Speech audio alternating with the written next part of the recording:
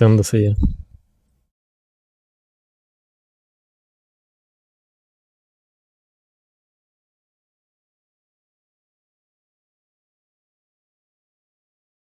Ya estamos en vivo. A ver, vamos a la prueba a ver si que se escucha.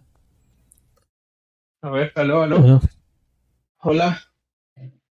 Ya estamos en vivo. A ver, vamos a la prueba a ver si que se escucha. Amazing storytellers from different mediums. Including Yep. comic Sí. books, film, games, and more. Have created the vast, ever-changing multiverse, Worlds and characters that come to define These DC. iconic worlds have become a part of our own Gotham City, culture. Gotham City, Metropolis, Central City, Central City, The mascara in the iconography for DC. images like Batmobile, the Logos like the S shield and the lantern. are immediately recognized. The classic superheroes have inspired. Supervillains have entertained. Generations of fans across the Who are here to celebrate, who are here to celebrate today. The DC fans, the DC Passion and the commitment. Puedes confirmarme si se ve en el canal. what has kept it going for over 80 years and will keep us going for many more. And the future of DC is brighter than ever. We will have something for everyone, Surprising and delighting fans who have been on the journey with us all along. but also inspiring a whole new generation to carry the torch. That is the power of DC. What powers DC is you. Sit se está back bien. for the next few hours and enjoy. As we celebrate the past, Showcase the present and preview what the future holds. Espérame un ratito, solo quiero ver Welcome to el... DC Fandom. Welcome to DC Fandom. welcome to DC Fandom. Welcome to DC Fandom. Welcome to DC Fandom. Welcome to DC Fandom. Welcome to DC Fandom. Welcome to DC Fandom.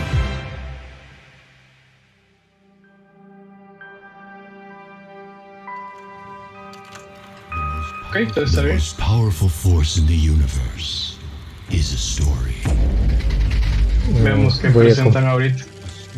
Vamos a acomodar la ventana. Shapes hearts and minds, Dale. withstands the test of time,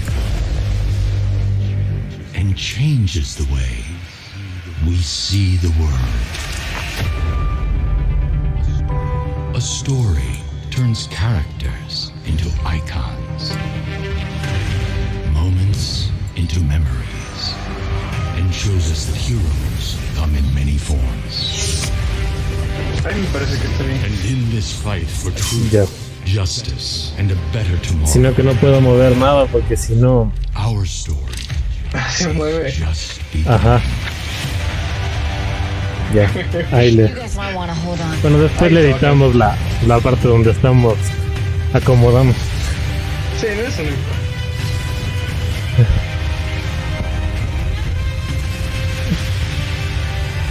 Solo que creo que el volumen del video está muy alto.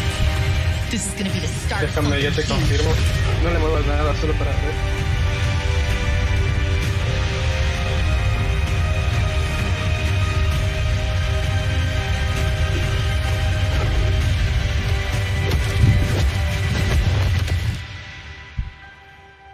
You're part of this too. Sí, sí está un chance alto.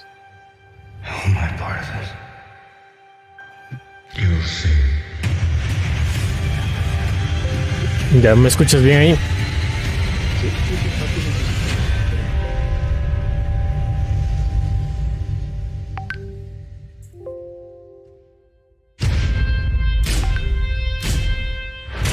Pero solo así para coger y hacer spam.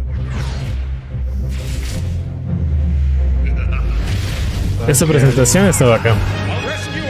Sí, está muy chévere. I think there's something he needs to show me. Hay un montón de cosas que pueden presentar. En serio, hay un pool. we'll never be the same. Vengeance. Lo que yo quiero ver es el nuevo juego, Gotham Knights. El juego. El trailer de la película de Flash. ¿Crees que salga? Batman. Sí, yo creo que sí. DC Yo esperaría que sí. Did you hear that music?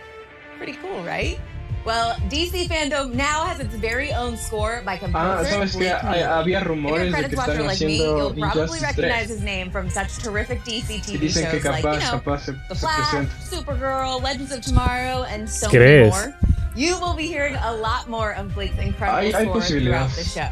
Now, if you were here last year, then you might have an idea of the kind of awesomeness that is about to come your way. Huge reveals, exclusive content, and a few big surprises. There is so much that I couldn't possibly do this on my own. So, of course, we put together a pretty super team of co-hosts, as well as celebrity. No, sería una locura si sale ese tráiler de Flash. So, let's say hello to a few of them right now, starting with our Brazilian friends. Y lo de cierto, lo de Black Adam. It is so good to be back at DC Fandom. This is Aline Diniz. E prepare-se para uma viagem fantástica através do multiverso DC. Ah, van a hablar en varios idiomas. Hi friends, mabuhay mga kababayan. Creo que la presentación era así. And I couldn't be more excited to share. No sé si había directos especiales para. Bonjour les fanatiques, TRLTM here. De lo que busqué, no. DC is doing it up big this year. Solo esta presentación inicial. Hola mundo, I'm Gabby Cam, and all of us here are just as excited as you are to be back at DC Fandome. So sit back, get comfy, and get ready for the De hecho, ahora sí se nos escucha bien y todo. Entonces ahí ya podemos comentar tranquilamente. I'm Jada Rodriguez. Today we gather from all around the globe to celebrate our love for DC Comics and the stars and creators who bring them to life. Se va a perder el NES y ni modo. Sí, qué tontería. To the fans for your loyalty, dedication, and passion for the characters and the stories in the DC universe. Later in the show, you're not going to want to miss this, the much anticipated new trailer for The Batman. And gamers, get ready for the Gotham Knights game. Javicia Leslie flies into action as Batwoman. And we're also diving in deep with my man, Jason Momoa. And getting a mouthful from King Shark and Harley Quinn. Shazam Zachary Levi enlightens us on the fury of the gods. We're taking the fast lane with The Flash, plus Naomi, Doom Patrol, Peacemaker, and some surprises. With so much to share, let's kick things off in a really big way. With one of the biggest stars to ever rock the DC universe. La película, la secuela de Aquaman, el otro juego de El Escuadrón Suicida. A ti sí te gustó Aquaman, a mí me encantó, la verdad. Sí, estuvo bacán. Creo que es la mejor película de DC de los últimos tiempos. Sí, ¿verdad? Definitivamente. Ajá, sí, de largo. Pero hay gente que no, que dice que el Escuadrón Suicida. No, a mí el Escuadrón Suicida no me gustó tanto, sí, seré honesto. I play Hawkman. Cyclone. Adam Smasher. Chuta, no asentí nada en la película de Black Adam, ¿no? Leading the whole charge is Dwayne ¿Quieres que Johnson. tengamos trailer de eso? He's more brutal, Dijeron que sí o no. uncompromising. Yo creo que un teaser al menos. His pain. He's Black Sería Adam. buenazo, porque parece que va a ser la película. Black Adam. Ojalá que no la pegue. O sea, la Roca lleva años ahí, ¿no? Tratando de sacar esa película. Ajá. A ver, parece que vamos a empezar con eso, ¿no? Hey DC Fandome, and hello to everyone watching around the world. I am so excited right now to be here and to talk to you about the man in black himself, Black Adam. Now, as you guys know, this film, this universe has been a gigantic. Sí, o sea, le he metido demasiado corazón. Yo creo que esa película sí va a salir bien. And I have worked so hard, worked these hands, these calluses, my fingers to the Pero, o sea, quiero verle luchar con Shazam. It's the kind of project that I know comes along literal. Eso era, no sé. O sea, está bien que tenga su propia película, pero en Shazam 2 ya debía pasar la pelea. No sé por qué se esperaron tanto. Porque acuérdate que dijeron que para Shazam 2 iban a continuar con la historia de este malo que ya no me acuerdo ni quién era, pero no era El Dr. Fate, no. ¿Cómo se llamó ese? Creo que había una escena post-créditos donde salía algún villano en esa película, pero obviamente no era Black Adam. Entonces decían que capaz para la tercera de Shazam es que para la tercera sería la pelea entre Black Adam, Shazam y Superman. Pero pero ya no sé si sea posible eso. Ya no sabemos ni siquiera si tenemos Superman.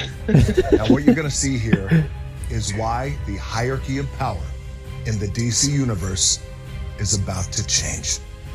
I hope you enjoy this very first look at the man in black himself. Black Adam. A ver.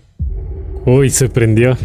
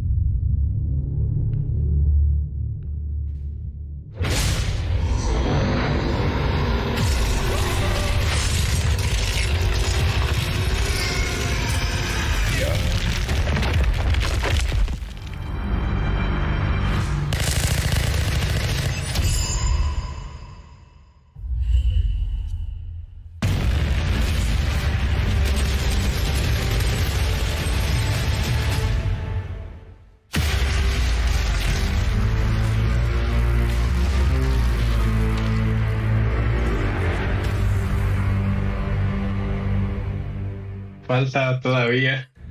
Está bien, está bien. Dwayne Johnson was honestly born to play Black Adam, am I right? And if you've been following him on Instagram, he's definitely been working hard to make sure his body looks just right for this role.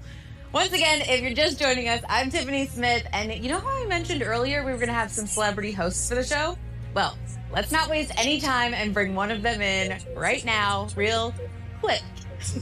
I know you were hoping to see this guy, TV's Flash, aka Barry Allen, aka Grant Gustin in the house. How you doing, Grant? Thank you so much for joining us from set.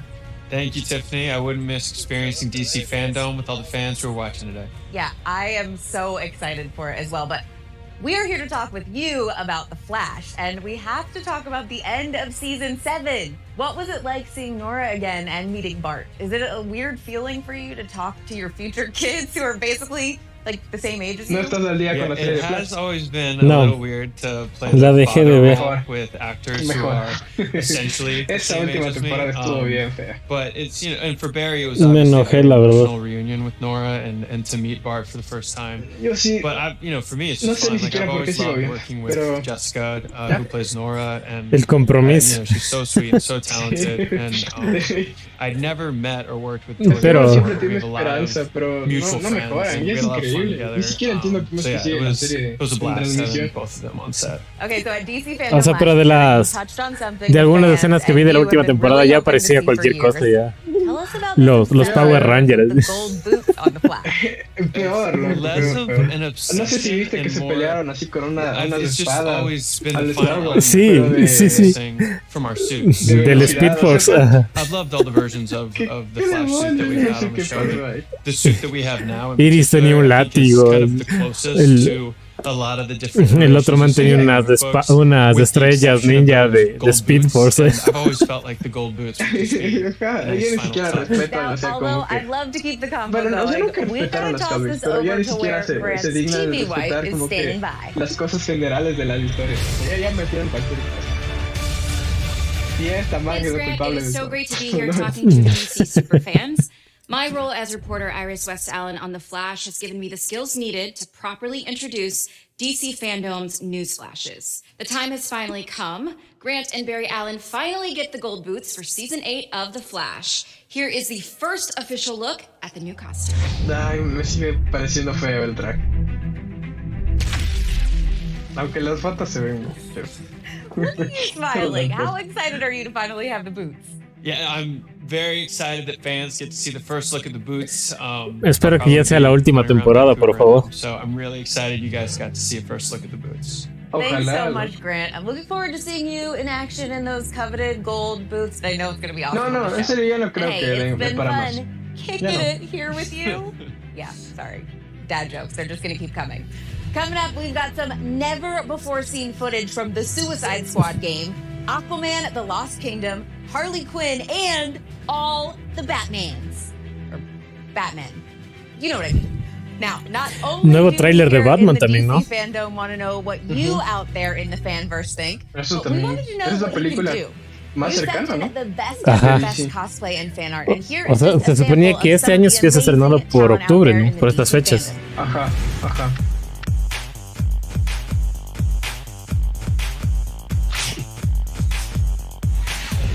Uy, Doom Patrol. ¿Estás viendo ya la tercera? No. Está chévere. Está mucho mejor que la tercera de Titans, que se desinfló horrible. Eso, no sé. Titans debería ser la mejor serie en DC y actualmente es de las peorcitas. Ya no hay nada que hacer. Es que te cuento que la segunda temporada de Doom Patrol estuvo chance floja, no sé.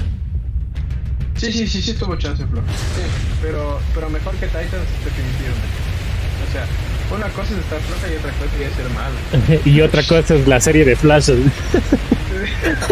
Pues claro, ya ahí sí Flash ya ni siquiera entra ahí en la comparación. Es que tampoco ni siquiera les dan presupuesto.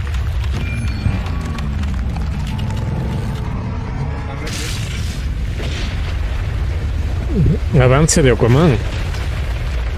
Pero de la película. Hay una película animada también. No, sí, de la segunda. Ajá. Ya, pues no. Pasó de ti. No van a mostrar nada.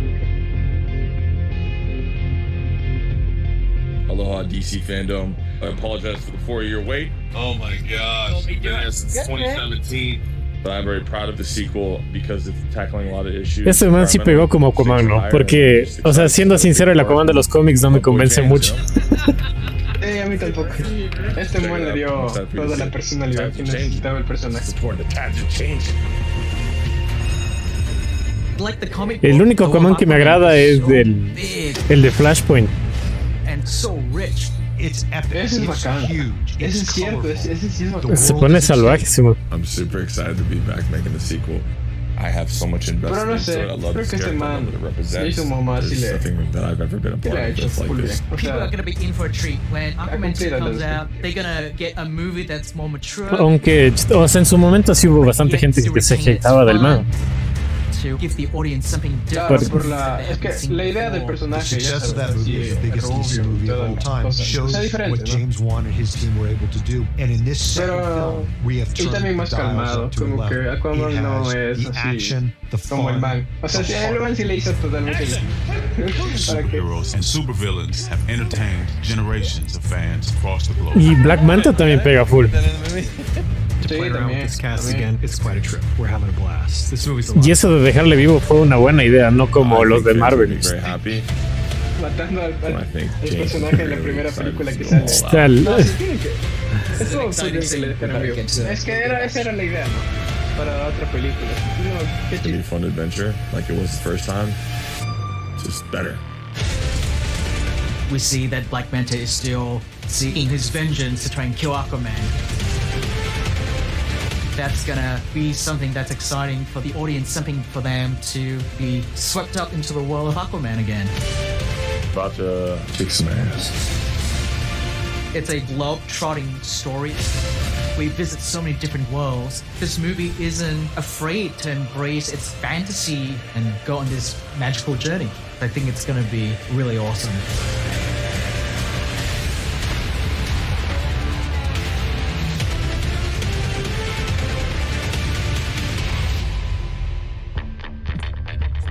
Sí me gusta de lo que vi. Aquaman. Now there is a cool gig I could get used to. That surf and turf lifestyle, swimming in the day, carrying a gigantic pitchfork at night with some facial hair all over my face. So you could imagine my excitement when I heard I was cast. Tal vez por lo que empezaron hace muy poco lo. What about Jason Momoa? How did he take the news? Se supone que sale en 2023, o a finales de 2022, no me acuerdo. 2023 creo. Sí, entonces claro, sí, están full. Sí. Pero prefiero que se tarden full y que haga una buena película. Sí, definitivamente. He is Aquaman, Esta serie no me convence mucho. Sí. No sé. Is there a different throne we could know?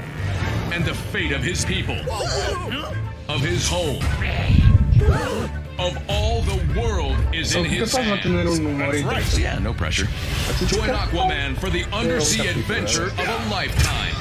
Aquaman, King of Atlantis, 3-part special event now streaming. No, siento que ya estoy muy viejo para eso.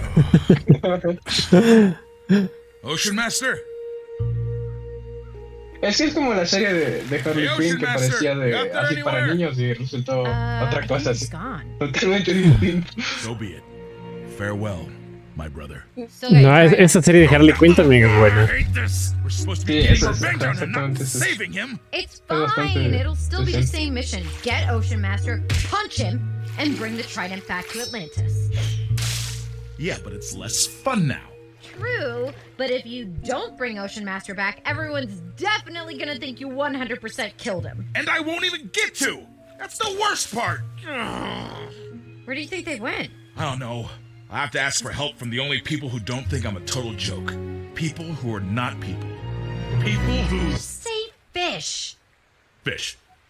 I'm talking to the fish. Yeah, I'm talking to the fish. Like this one, that one, her or him, or maybe even no sé, ya me O sea, es que se nota clarazo que es ya para niños, ¿no? Sí, es para niños. Claro, hay que hacer. They tell me secret things. They all love me and I love them because I am the king.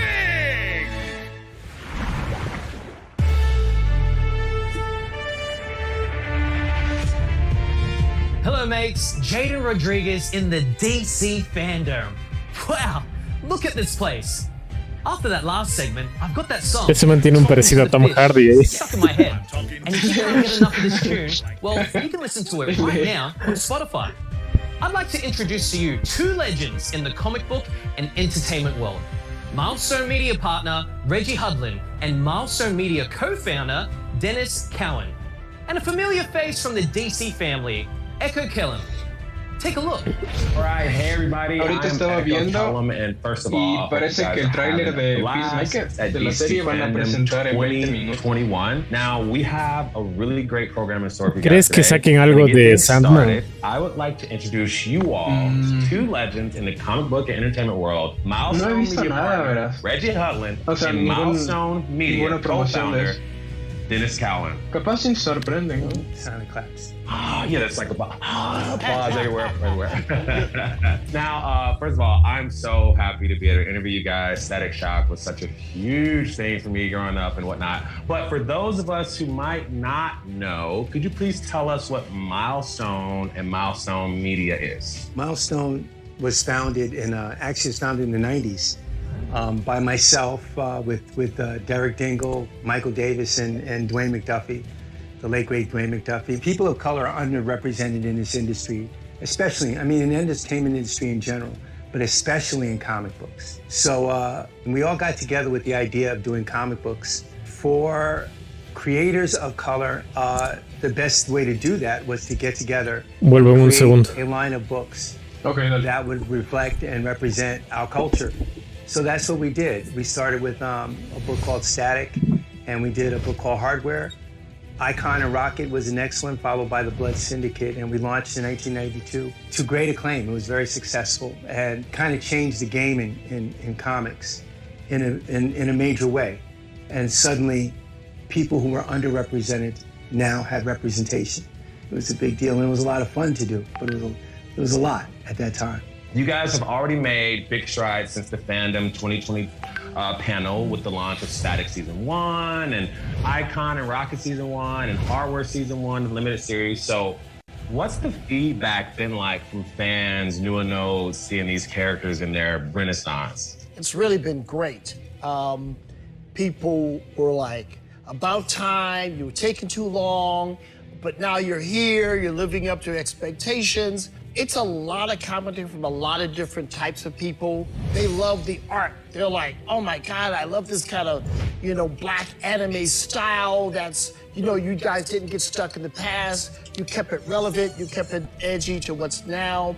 They really love the dynamic between Static and his dad. I relate to it a lot as a reader. I'm like, wow, that's like me and my father.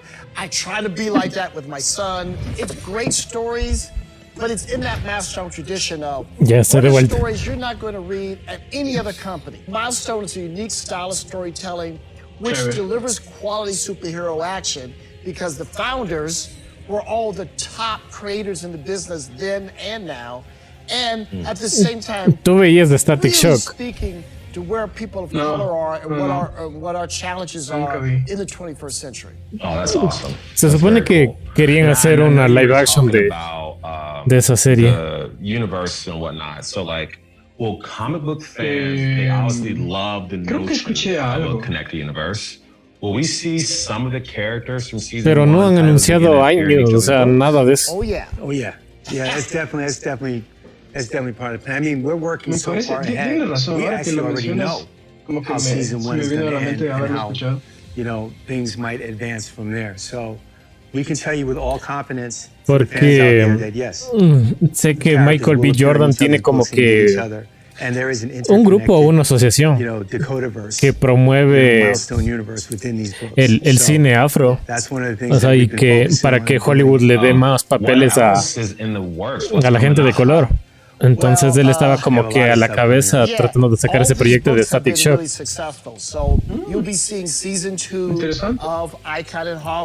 Pero ya no lo han vuelto a mencionar. El personaje es chévere. O sea, Ajá, la serie era una bestia. What's our favorite? We liked the other stuff, but tengo que verlo, nunca lo he visto. So, Blood Syndicate, which is pero por ejemplo, en Young Justice me acuerdo del personaje. ¿Sale en la serie animada? En Young Justice sí sale. No lo he visto, Young Justice. Blood Syndicate aparece, si no estoy mal, en la segunda temporada. Could you guys talk about a little bit of the pero solo es un cameo. That's coming out? No, sí, es un personaje, o sea, en un capítulo sale. Como que sí tiene su participación y todo. Again, we're trying to give people what they want. Me voy a ver.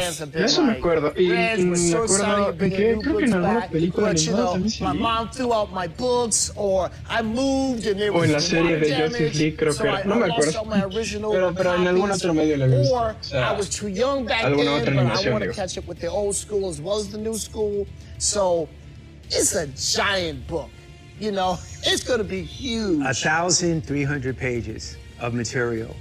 Soft cover, 1,300 pages of collecting the first runs of hardware. Bueno, parece que Static, like everything. And this is hasta las, I keep hearing this aspect that you really want to bring the media back into Milestone media. Right? Can you talk to us about some of those potential projects that might be existing? ¿Será que volvemos a esa? They're not might. En unos 10 minutos para ver qué tal. They're happening. We've got 2 movie projects in development right now. Sí, dale, porque claro, igual le dejamos ahí. De aquí no nos movemos totalmente. Pero volvemos en unos 10 para ver qué tal. De hecho, dale. Entonces ya vuelvo en 10. Listo, yo también. Warner Brothers is excited about it. We're excited about it. Michael B. Jordan's excited about it. Michael B. Jordan's producing the movie with us. Here's the new announcement that no one knows yet. This is Fandome breaking news, which is the first Milestone animated feature film is now in the works. We just hired an amazing writer. And if you guys have been reading Hardware, you know how dope he is as a writer. Brandon Thomas has been hired to write our screenplay for our animated feature, and in conjunction with Warner Brothers. And we're very excited about that. That's going to be a massive project. With more than one character. Yeah. This is going to be the thing that Milestone fans have been really dreaming about for a long time. And we're happy to give it to them finally. So, not only are we doing live action, we're doing animation. Yeah. And we're bringing it, so. Yeah. So, compendium, all the classic, old school, Milestone material. We've got the Black History Month book that's in the works. and 2 movies in the works. Wow. I mean, you guys are dropping some major kernels and awesome news, but I'm hearing that there's some news that you guys are kind of holding back, some really big news. Can you guys tell everyone about how Milestone is working to create the next wave of great superhero storytellers? We're doing a program that we're so excited about. It's in conjunction with DC Comics. DC has a program called NGDC, Next Generation DC. It's a large program. We're doing a part of that program called the Milestone Initiative. We're partnering with Ally, and they're working with us to bring the next generation of comic book artists, writers, colorists, editors, letterers, and all aspects of the comic book industry to comics. You know, there's a lot of talented people the same way you look at the black presence in music, the black presence in film and television. Is now to have that, it's time for us to have that same impact on the comic industry. You know, pioneers like Dennis, like Dwayne, like Hal Baker, like Christopher Priest, you know, these are the folks who just, you know, they had a machete and then the machete broke, then they had a butter knife, but they kept cutting their way through the woods and they cleared a path. And now we're saying, come on, let's go. Right, because all of it's meaningless unless there are people behind you who are also doing the same thing and even better from that path that you made. So that's why this is very important to us, and we're very excited about our relationship, you know, with DC and Ally. So what we want everyone to do is, if you have interest in any aspect of this business, you know, in terms of comic books, in terms of animation, all these different fields, apply to the program. Yes. We won't take everybody, but we're gonna take the best of the bunch, and we'll put you in seminars and training sessions with some of the most talented people in our field. You're going to hear from the best of the best, and we're going to groom you to be the next generation of superstars. We need you. Yeah. Well, I'll just say, like, as a young creator, this is like such amazing news. The fact that you guys are helping representation in this field, it's critical, and POCs and LGBTQIA groups will be this is just really great work, and I'm sure Dwayne is smiling from heaven with just how you guys are honoring his legacy and just continuing to do some really great work. That's really awesome. That's really dope. I'm very happy to hear that. Well, I want to thank my guests, Milestone exec Reggie Hudlin and Dennis Cowan, for joining us today. And I want to thank you for being a part of our DC Fandom 2021. Be sure to keep watching for more news, fun, and excitement as DC Fandom continues. What an amazing opportunity for our fans. A special shout out to Ally for backing that program. The next segment is one of my favorites because it celebrates our fans. And here is just a sample of the amazing talent out there in the DC fandom.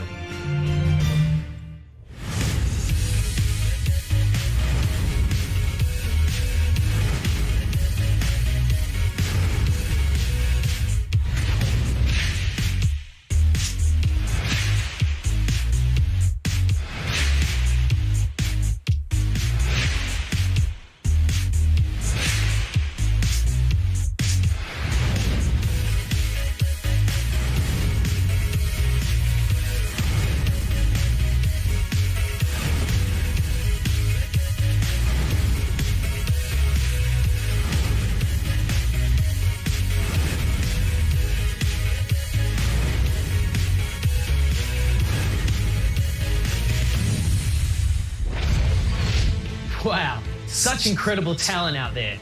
And I hear that Jim Lee will be announcing the winners at the end of the show. So stay tuned to see if you've been chosen. Now, back over to you, Candace, for some more breaking news.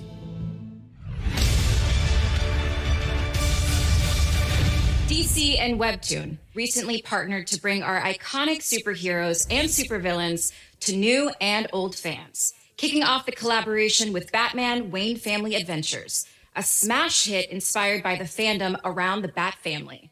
All your fan favorite characters like Stephanie Brown, Cassandra Cain, Barbara Gordon, and Duke Thomas will have their own featured episodes and arcs in this hilarious slice of life series, only available on Webtoon. And DC fans can expect more amazing DC Webtoon originals coming soon. Check out this exclusive sneak peek.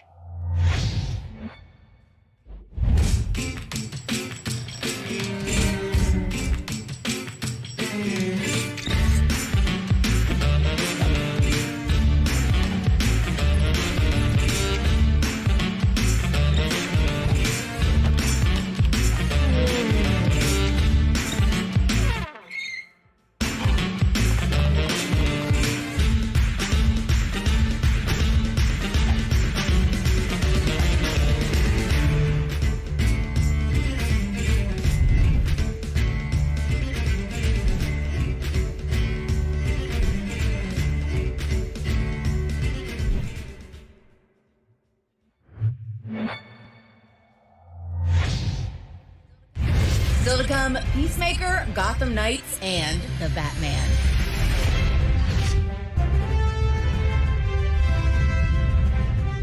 Hello, it's me again, international superstar and superhero Flula Borg. Now, as some of you may know, I actually got my start in Green Lantern, issue number 173 in 1984. Well, actually, I was just 2 years old then, because I'm talking, of course, about my super dope comic character, Javelin. You know, the one with the huge rod. Yeah, that's the one. As you saw earlier, I also play a hilarious animated fish in the Aquaman King of Atlantis series you just saw. Boy, I am so multi-talented. Watch out. 2 things I can do. Anyway, over the years, Javelin and his impressive collection of pointy poles has popped up in many different scenarios. But I gotta say, I'm really digging where he ended up. No, I don't mean dead, but with that infamous team of supervillains, the Suicide Squad. And for those of you who are worried about Javelin's fate, fear not. I'm here to tell you today that Javelin is still alive and, spoiler alert, will be applying to head up the Justice League after their fate is revealed in the huge new video game Suicide Squad: Kill the Justice League. Yeah, you are about to get a sneaky peeky, so don't go anywhere because it is going to be massive, and we know when it comes to the universe of DC video games and Javelins, size matters. Let's take a look.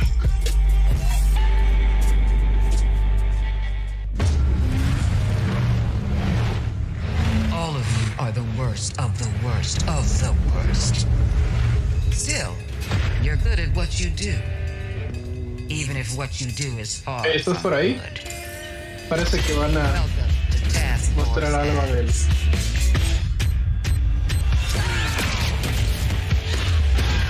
Let me take a look at you. A musclehead, a nut job, something that offends my eyes, and a homeless person. You're perfect. Just checking. We're all seeing that thing, right? This has one-way ticket written all over it. Oh, it's one. What the hell have you sent us into? It's a bloody war zone out here. Eyes up, people. Congratulations, Task Force Act. You're the first assets to make it into Metropolis alive. Ya estamos de vuelta. Sí. Eso te decía que justo anunciaron de la nada el tráiler del juego y eso sí quería ver. Y se ve bacán.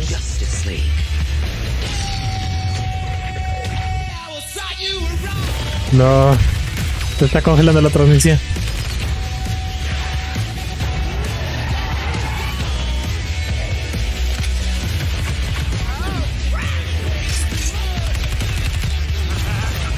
Raise your hand if taking on the Justice League is the worst idea you've ever heard. I kinda zoned out. La pregunta es cómo le van a ganar a la Liga de la Justicia. Difícil está. What did you think would happen? You'd crawl out of your cells, swoop in, save the day? Which superheroes did you say you were? Again! Remember, your heads are ticking.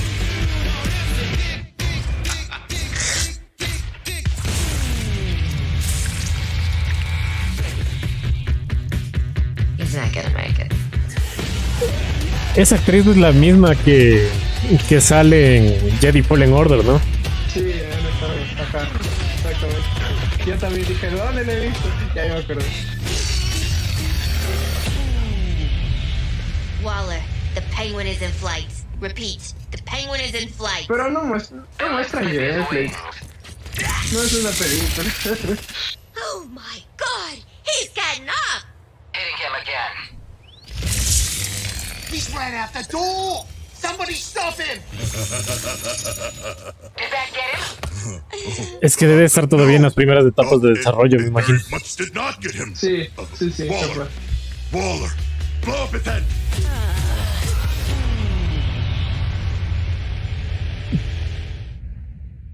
Pero si sale el próximo año, entonces ya debería haber gameplay.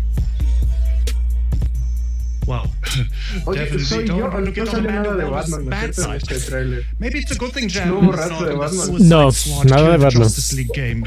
Entonces sí está bien, porque se supone que este juego sí está en el universo de los juegos de Arkham. Y como les decía la otra vez, Maybe that'll happen in the VHS version of The Suicide Squad. Double fingers, double crossed. Entonces, al menos sí están respetando. Entonces, ¿será que los juegos de Arkham ya tienen como que su propio universo junto con este juego? Yo diría que sí, pero sí me sorprende porque no había muchas referencias a la Liga de la Justicia en ese universo. O sea, había referencias a Superman en el último juego, pero no todo. O sea, parecía que no existía la Liga, ¿no? Pero al parecer sí. You'll know this next song is all en nada para saquen un trailer ya de verdad con gameplay así después. Don't give them to him.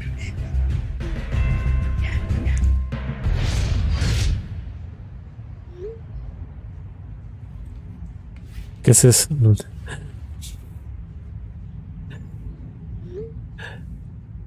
Aquí es cuando empieza con las cosas raras.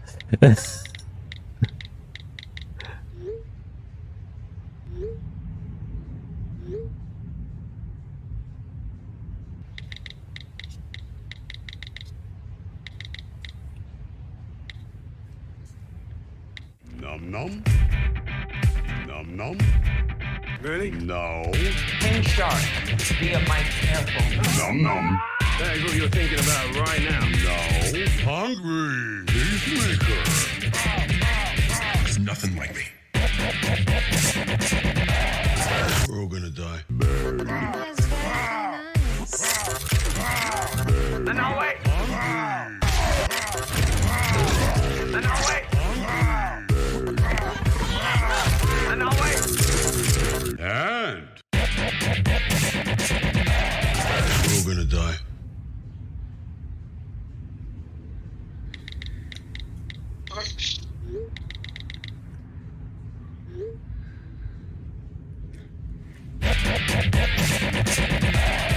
We're all gonna die.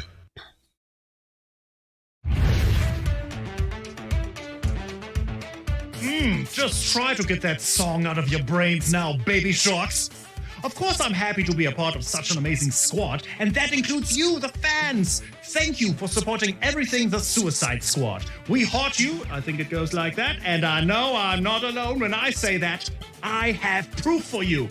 Here is a very special message from all my squad buddies to share. Check me out. I mean, check it out. It's this week. I'm not a narcissist. I donate. From the entire Suicide Squad, from the bottom of our hearts, we thank you. None of this would be possible without you. You are the reason why we do what we do. As a director, I feel truly blessed. We are so incredibly grateful and lucky to have you. Wow, I don't know what to say, guys. It's so unexpected. I just feel so loved. I don't have a speech prepared or anything, but let me just say that, él ama su personaje, ¿no? you are so welcome.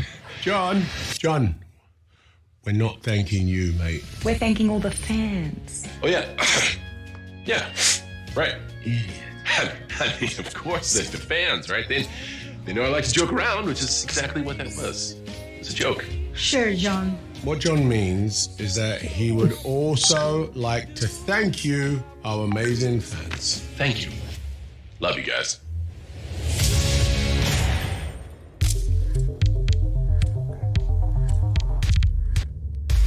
Okay, you guys know that was a joke. The Suicide Ahora sí el tráiler, ¿no? Nowhere without the support of fans. You guys love these characters as much, if not more, than we do. And I truly want to thank you for your passion. Flula, man, I'm sorry, bro. Javelin would have made a great character for a spinoff.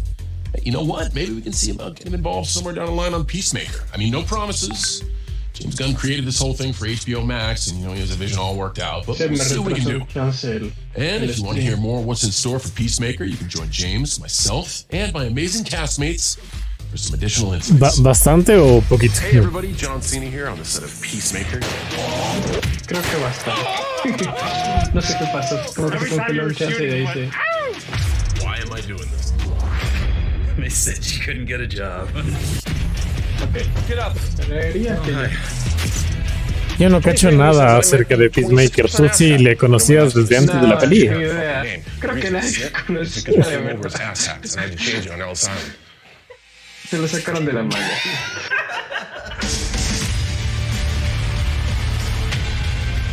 Pues es que de lo que yo tengo entendido es un personaje súper secundario en el cómic.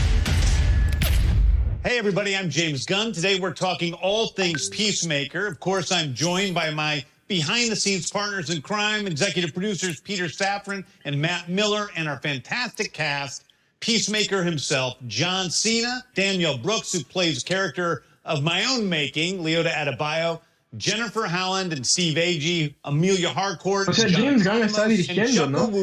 La serie también. Sí. And finally, Freddie Stroma, who is our vigilante. So, guys, let's get into it. O sea, al menos va a estar en la línea, ¿no? Pero, no sé, es una serie como que nadie esperaba, ¿no? Nadie pidió. I was surprised, but, man, I was more than ready and I was more than excited. Ni siquiera entiendo cómo van a continuar. Freddie, for you came in and you're playing the oddest character of every vigilante, Adrian Chase. Por más que al final el man haya quedado vivo. So, pretty vanilla. I love it. O sea, lo que espero es que sea de comedia. As soon as I started reading the sides, I was just like, oh, I really like this character. Pero, no sé, siendo sincero, ¿tú tienes ganas de ver esa serie? A really fun relationship with Peacemaker, and obviously working with John was just incredible. I've seen Freddie. But for how many of the rest of you are you hearing him talk with a British accent for the first time? Oh, me. Es que no entiendo por qué like, my brain is melted. No se pone pilas como Disney y saca series más Danielle, why don't you tell us a little bit about your sí, ¿verdad? De personajes importantes, pero no sé. Claro, o sea, de ahí mismo podías hacer serie de cualquiera de esos personajes. O sea, lo de Escuadrón Suicida de la última. And now she's been thrown into this completely different world. You brought her to life. You really did. And you do inhabit a role in a very special way. And it was just so fun to see you flow.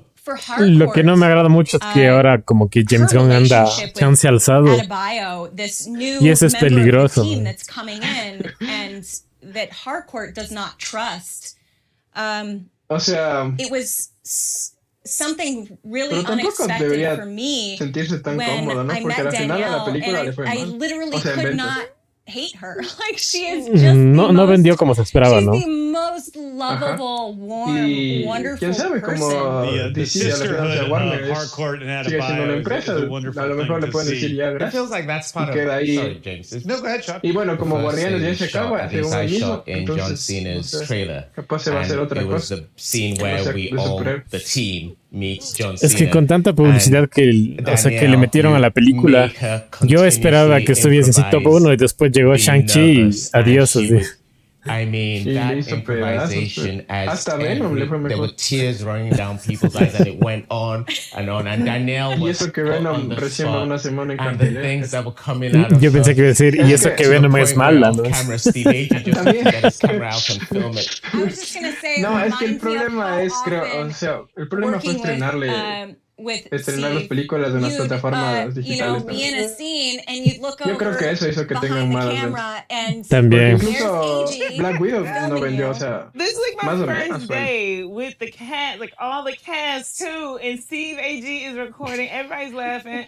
John Cena's holding character, so he's making me nervous. Everything, it was crazy, but it was one of the things I will never, ever, ever forget. It's okay if you do forget it because I have it all on video. I freaking love everything about your 6'7" self, however tall you are. Puedes bajarle un chance más Freddie a la was such a warm spirit to come into the space as well. Like, you know, even though he was new, he jumped right in fearlessly. He worked with us.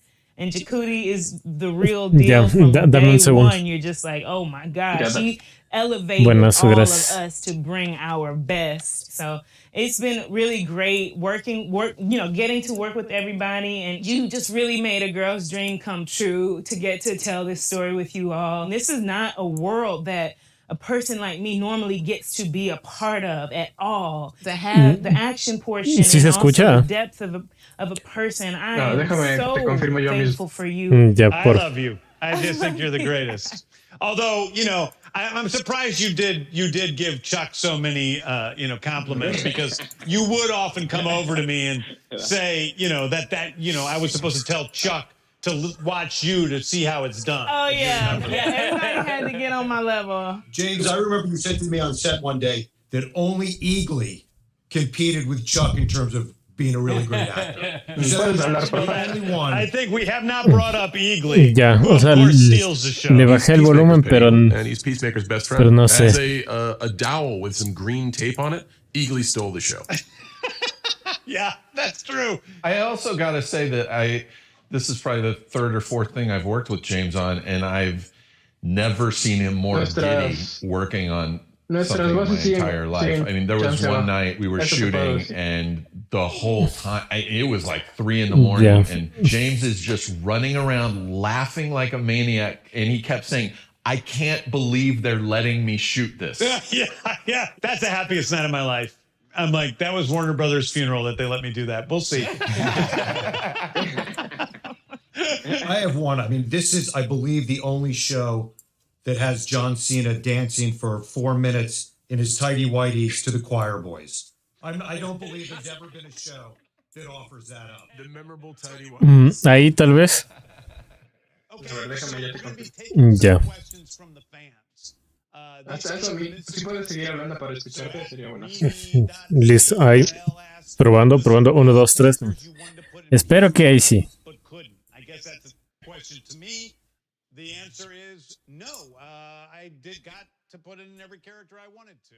For John Cena, at Popsignite asks. Sí, ahí está bien. Ya, buenas. Ahí está bien. I think it was just getting comfortable being a super asshole. I'm normally just a normal asshole, and I think just being a high octane asshole was probably the most difficult part. Was that really difficult? Because it seemed to come to you pretty easily. Okay, here's a big question. I guess we can throw this to Matt and Peter. What can we expect for the show? Ask at MagicCM1210. Well, I mean, I think what we can expect is a truly original superhero show. James wrote all 8 episodes. He directed 5 of the 8, and it's just got that unique tone that James brings to all the content that he creates. So I think it's something pretty special. Yeah, I would also just add to that the action. ¿Por qué se pintó el cabello así? Is also like the place comedy at the center of it, about all of these characters that kind of come together. It's like The Office as a superhero show. With more people getting shot in the face than in The Office. Occasionally, yeah. So, at Smrudy Animal asks, is Peacemaker going to go through a journey of changing from a jerk to a lovable hero in the series, or will he remain that crazy, not to be trusted liberator? That's kind of a spoiler. I was gonna say questions that can't be answered. That's perfect. It's right up my alley. We just can't give anything away. You'll have to watch and see on HBO Max. What about the rest of you? What did you feel about seeing?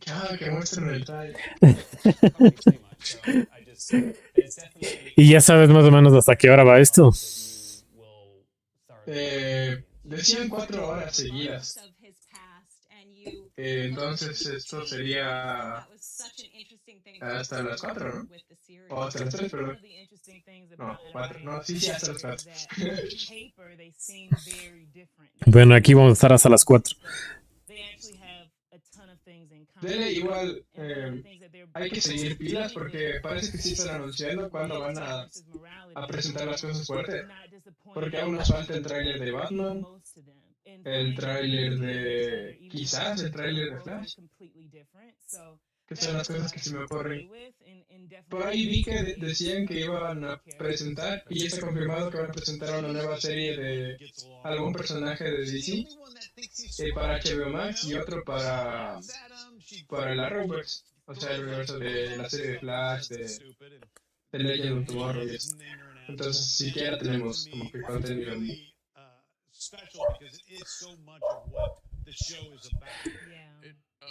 No, ya no más cosas para la serie de Flash, por favor.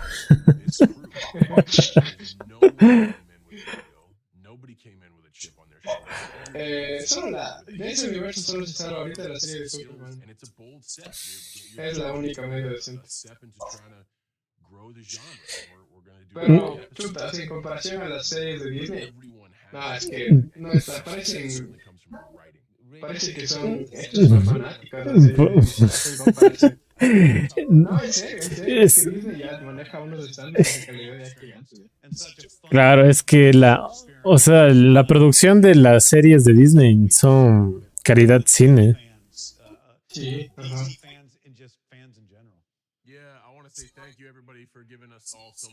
Y lo peor es que no para, ¿no? O sea, termina una cosa y después pasa que un mes y todo, otra. Me sorprende, la verdad. Yo creo que ya Warner, déjese comprar, ¿no?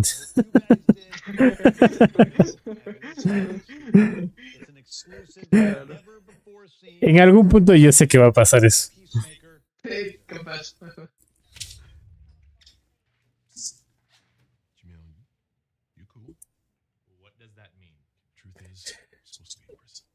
A ver, saludos a Killer Coco que nos está viendo. Y gracias por ayudarnos con lo del audio.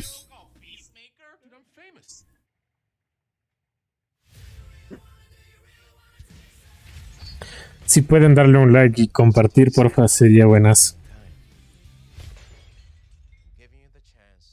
Para que la gente se pueda unir. Sí, vengan al chisme, sí. A burlarnos de James Gunn. Más entretenido que el stream oficial de Esta.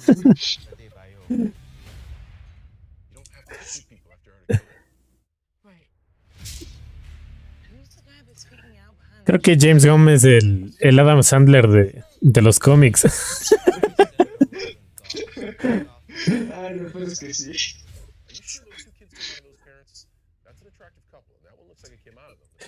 O sea, es que Marvel nunca le hubiese dejado hacer chistes de penes. No, jamás. En su vida. Bueno, ni Marvel, o sea, Disney.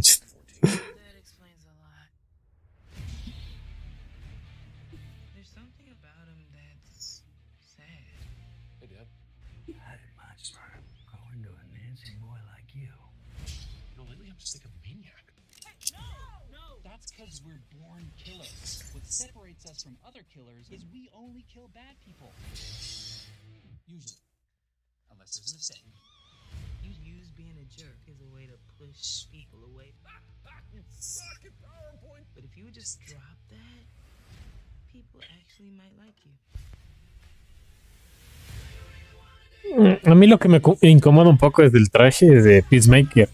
Siento que, o sea, tiene colores demasiado vivos. Y esto no parece traje real, ¿no? O sea, parece solo como que una ropa medio rara que se puso el manillo. Ajá. Es que, no sé, Marvel como que ya puso el estándar así de los trajes para que se vean un poco más realistas y apegados. Ajá, sí. Ajá. En cambio, esto es como... No sé. Cosplay, ¿eh? No lo quería decir.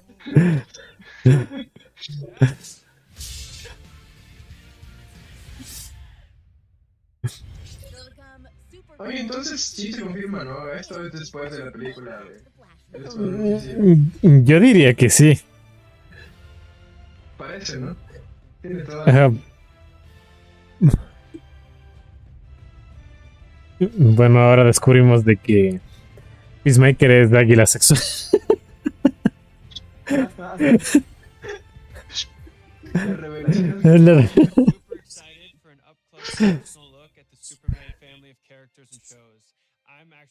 Ay, qué chistoso.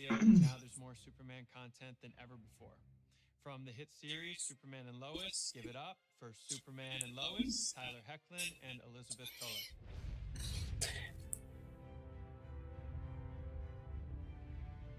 Thanks, Grant. Thank you, Grant. Needless to say, we're big fans of you too. And we're so excited to be here. Thank you to the fans for giving Superman and Lois such a warm welcome into your homes. O sea, cacho que Grant Gustin sí es un buen Flash. Sí, culpa de él no es. Es culpa de los manes que escriben pendejadas para las tramas. y de la actriz de Iris West. Sí, obviamente la man. Y sabes que no es joda. O sea, la man sí se alzó full. O sea, la man, si le sigues en redes sociales, ya se cree como que, no sé, como que fuera la más famosa del mundo, así. Es que no sé por qué le dieron demasiada relevancia a su personaje. yo supongo que ya sabes, por ser políticamente correctos. Pero lo chistoso es que, mira, por ejemplo, Superman y Lois es una serie con una temática parecida, ¿no?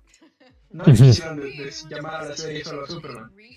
Pero en este caso sí se siente bien, o sea, no está raro, ¿no? Como que no parece forzado. Ajá.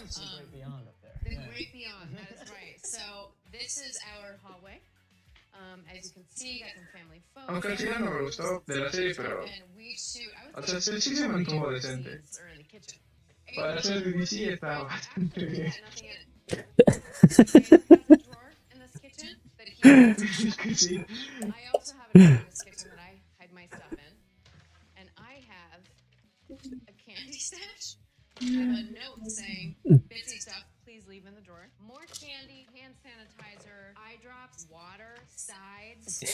El problema también que tienen es de que, digamos, Marvel es como que tiene todo unificado y mantiene como que una paleta y una estética bastante similar entre todas las producciones. En cambio acá es como que ves Flash y se nota así como que otra estética, ves Superman y Lois y se nota así como que otra paleta y así, ¿me cachas? Eso también desconecta un poco.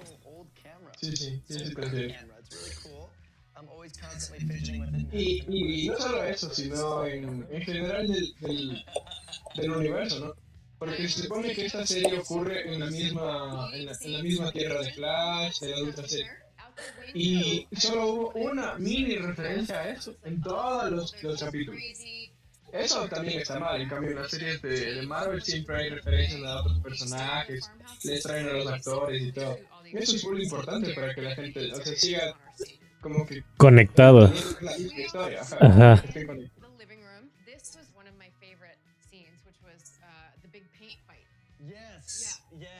Sí, deberían de unificar así mejor. Sí. Porque si ves esta serie, o sea, tú cachas que no tiene nada que ver con el Arrowverse. Sí, parece otra cosa. Es más, si no pasaba eso que te digo, esa referencia de ese personaje que salió, capaz todo el mundo creía que pasaba en otra tierra, porque no hubo más cosas, o sea, no se mencionó nada más. Y, o sea, sí me da iras porque después de lo de Crisis en Tierras Infinitas, tenían esa chance de... O sea, literalmente podían ganar a Marvel, ¿no? Te juro, o sea, si hacían bien las cosas, podían ponerse más populares. Porque, o sea, quisieron conectar todas las películas y todo. Pero aquí el problema es que para hacer eso bien tenían que ya sacar Flashpoint, o sea, una película de Flash. De una, pero no les dio la gana. Y la película de Flash se siguió retrasando y ya no tiene chiste. Y ya Marvel ahorita ya se ganó con la del multiverso y ya se fregó. Perdón.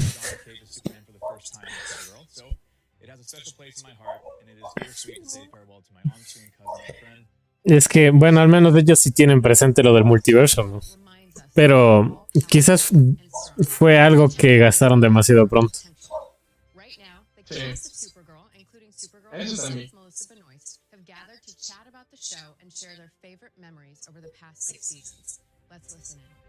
Esta serie también fue un fracaso. Super chica. Ajá, fue un fracaso total. Y eso que a la madre le queda bien el personaje. O sea, la actriz. Pero, de nuevo, los que escriben con las patas, creo.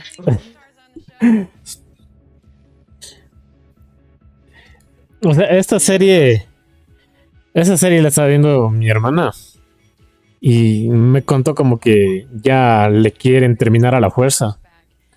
No, ya le cancelaron, ya está cancelada la serie. Es la última temporada la que está, ya se acabó y ya no van a hacer más. Pero, ¿sabes? Hay un problema con DC, o sea, que es como que te sugieren romances de entre personajes. Y en este caso era Super Chica con una mejor amiga, ¿no? Sí. Pero nunca se concreta nada, o sea, es como que juegan entre esa línea y es solo para tenerle al espectador ahí como que pendiente. Claro. Y después ya lo dejan en nada. O sea, sí me parece como que una jugada bastante sucia por parte de ese. Y eso incluso lo hacen en los cómics así como que como lo que pasó recién con... Ajá, y con Demian, ¿no? Sí. Que, o sea, la gente lo shipeaba durazo y esperaba que se dé algo y después, ¿no? O sea, le pusieron ahí con otro personaje. Sí, es que me parece que los de DC son más conservadores. No sé, es mi punto de vista. Y como que tienen más miedo de hacer esta clase de cosas. No se arriesgan, ¿no? Ajá. Y eso de nuevo, o sea, a mí, por ejemplo, este map que está haciendo de Martian Manhunter, o sea, el personaje sí le queda. Y sí pegaba, pero el problema es que desperdician horriblemente las tramas y se vuelve tan aburrido y cambian a los actores a cada rato y le sacan y no sé, no. O sea, te terminas por aburrir. Y eso o sea, yo creo que el mayor problema de esta serie es lo largas que son las temporadas. Porque van como 24 capítulos o algo así. Y algunas veces son redundantes. Claro, o sea, cuando tienes tantos capítulos de ley, hay capítulos de relleno, de ley. Y eso ya no estamos, ¿no? En esa época donde no te pegaba a hacer eso. Yo creo que sus buenos 10 episodios está bien. Ahí tienen más chance de meter más presupuesto, solo eso y todo. Y de avanzar con la historia, ¿no? Porque, no sé, Flash siento que se da muchas vueltas en ese sentido. Sí. Es que ¿sabes cuál es el problema también? Que no tienen una historia trazada bien. O sea, los manes creo que piensan 1 o 2 temporadas máximo en el futuro. Y después ya empiezan a gastar a los villanos, sobre todo. Y no, ya no te gusta, pues, y de ahí empiezan a usar. Por ejemplo, en Flash usan villanos así que solo han salido en un tomo de un cómic. Nunca más. Y luego es como que... villanos principales. Luego es como que, ¿y qué villano nos traemos para esta temporada? Otra vez al profesor Wells. Y ya te aburre, ¿ya? Sí. Y después las excusas con las que le traen de vuelta, ¿no? ¿Por qué? O sea, ya va a llegar un punto en que Cisco ha sido el villano principal.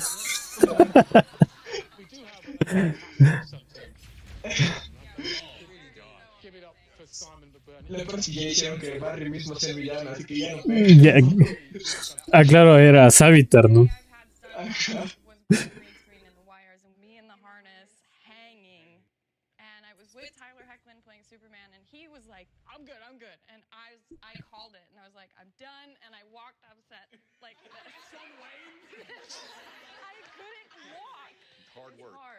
Lo mejor, creo que lo más emotivo de la serie fue que la man y el que supuestamente era el novio hasta una temporada se casaron en la vida real.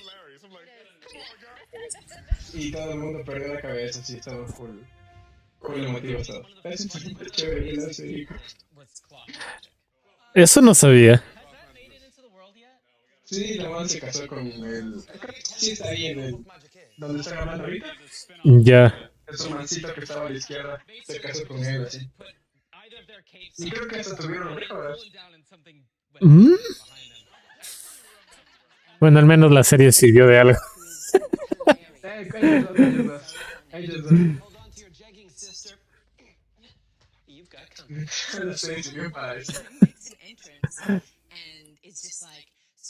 Basically ... Oh, sorry, what's Lex Luthor doing here?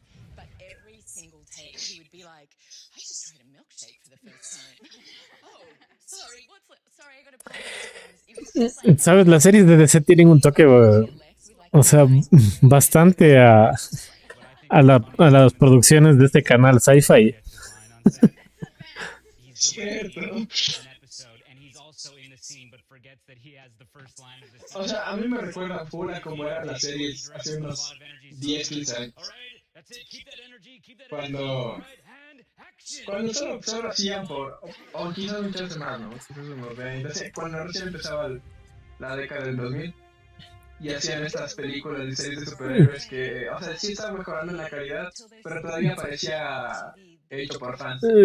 Tipo Los Cuatro Fantásticos. Sí, exactamente. Es que siento que el problema de DC es de que aún mantienen como que el formato televisivo y ya no estamos para eso. Ajá, exactamente. Y eso les quita presupuesto. Y bueno, no sé si tú has visto las otras series de la Arrowverse, porque con Flash como que en las primeras temporadas no se notaba tanto, pero en las otras series los efectos especiales parecen de juego de Play 3, cosa que ya llega un punto en el que ya te da cringe y ni siquiera con toda la imaginación del mundo te lo puedes quitar. Pero, o sea, comparándole con Daredevil de Netflix, o sea, es una serie limitada y sin muchos efectos especiales, pero, o sea, es buena y cuidan bastante bien los detalles. Uh-huh.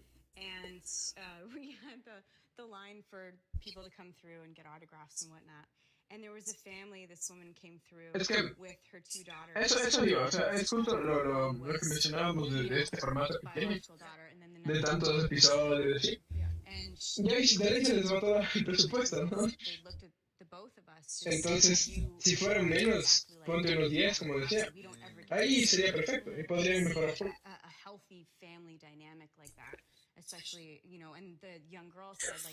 Es que siento también que apuntan demasiado alto.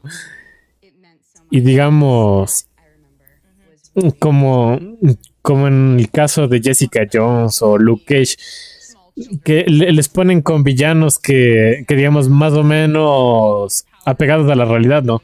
Y que sabes que no le vas a meter tantos defectos. Y funciona. Pero en cambio, también, por ejemplo, con Flash, ¿cómo haces eso?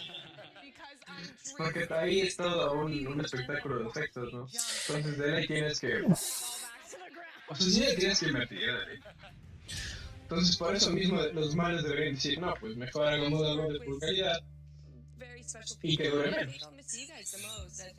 Pero no sé, creo que les duele.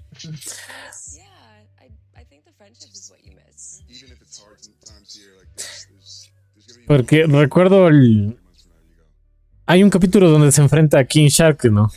Y también a ¿cómo se llama el gorila? Ajá. De las primeras temporadas, o sea, se ve bien. Eso te digo. En las primeras temporadas como que Flash tenía bastante más presupuesto de lo que tiene ahora. Ahora ya es un chiste. Entonces, solo así por joda deberías como que ver solo uno o dos capítulos de la última temporada. Y los efectos son malísimos, este juego es malísimo. Me acuerdo que eso mismo pasó en la serie de Arrow, que era de las mejores. Incluso las dos primeras temporadas de Arrow o sea, son muy buenas, ¿no? O sea, la pegan. Pero de ahí se cayó tan feo esta serie.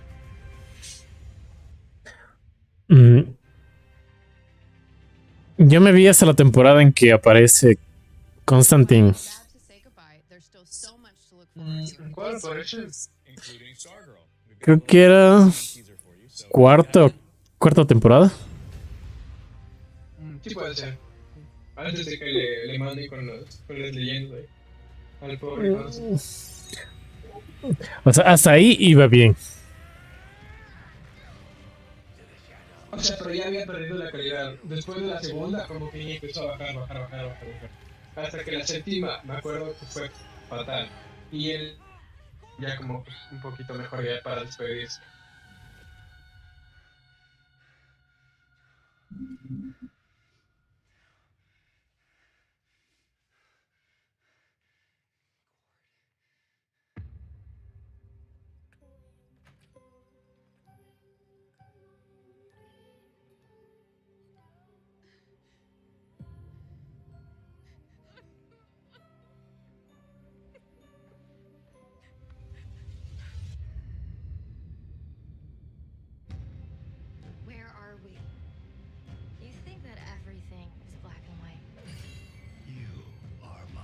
¿Tú estás viendo esta serie?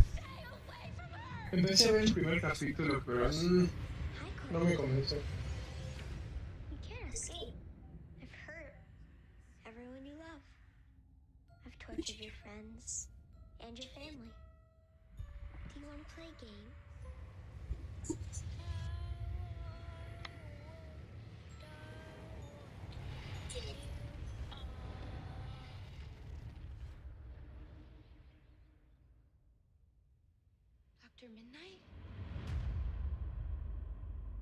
Veamos si hay alguna noticia de más fechas. No digo más horas específicamente, a ver si podemos planificar. Don't miss that special episode of Stargirl. There's just so much going on in the Superman universe. And just for you superfans, Veo que está en tendencia el hashtag Restore the Snyderverse otra vez. Otra vez. No, o sea, con respecto a la película de Injustice, si Zack Snyder tenía esa idea, es mejor que no continúe. ¿Ya viste la película de Injustice? Aún no, o sea, estaba viendo así partes, pero aún no me la veo completa. Yo te lo puedo decir que fue bueno. No sé por qué le cambiaron la historia. No sé. Ya no. O sea, de por sí ya era medio polarizante y quedó peor. Así que sí, y capaz la fregaban. Ese en live action. Hey everyone, I hope you're enjoying DC Fandom as much as I am. I'm here to share news about Krypton's favorite son. Ese estilo de dibujo que mostraron me gustó. Right now in the pages of Superman, a major event on Warworld is building. The Warworld saga, which promises to be the biggest Superman event since the death of Superman. After learning of an enslaved race with mysterious ties to Krypton, Jim Lee, el dios, ¿no? Earth behind and travel across the galaxy to dethrone Mongol and liberate the people on Warworld. From writer Philip Kennedy Johnson and artist Daniel Semper. Action Comics 1036, yes, 1036, is the first issue in the Warworld saga and will be available at your local comic book shop on Tuesday, October 26th. This is a story you definitely don't want to miss. And since Earth still needs a Superman to protect it while Clark is off fighting for the people on Warworld, John Kent, the son of Clark and Lois Lane, has picked up the mantle of Superman here on Earth in Superman, Son of Kal-El, from writer Tom Taylor and artist John Timms. This is a different, younger Superman who's figuring out how he wants to fight for the future and who he is as a person. You may have recently heard the news that John Kent's relationship with reporter Jay Nakamura will be formalized as John comes out as bisexual in issue number 5 out in November. And we couldn't be prouder to tell this important story. We talk a lot about the power of the multiverse in DC storytelling. No me gustó, la verdad, lo que están haciendo con los... We can have John Kent exploring his identity in the comics, as well as John Kent. No. Quieren pasarla como que una nueva generación.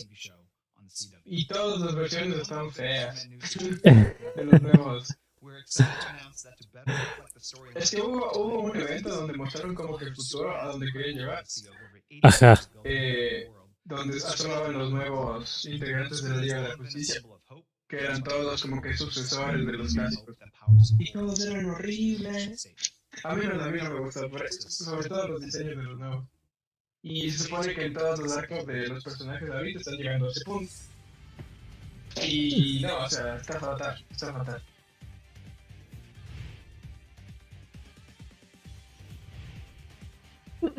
No sé.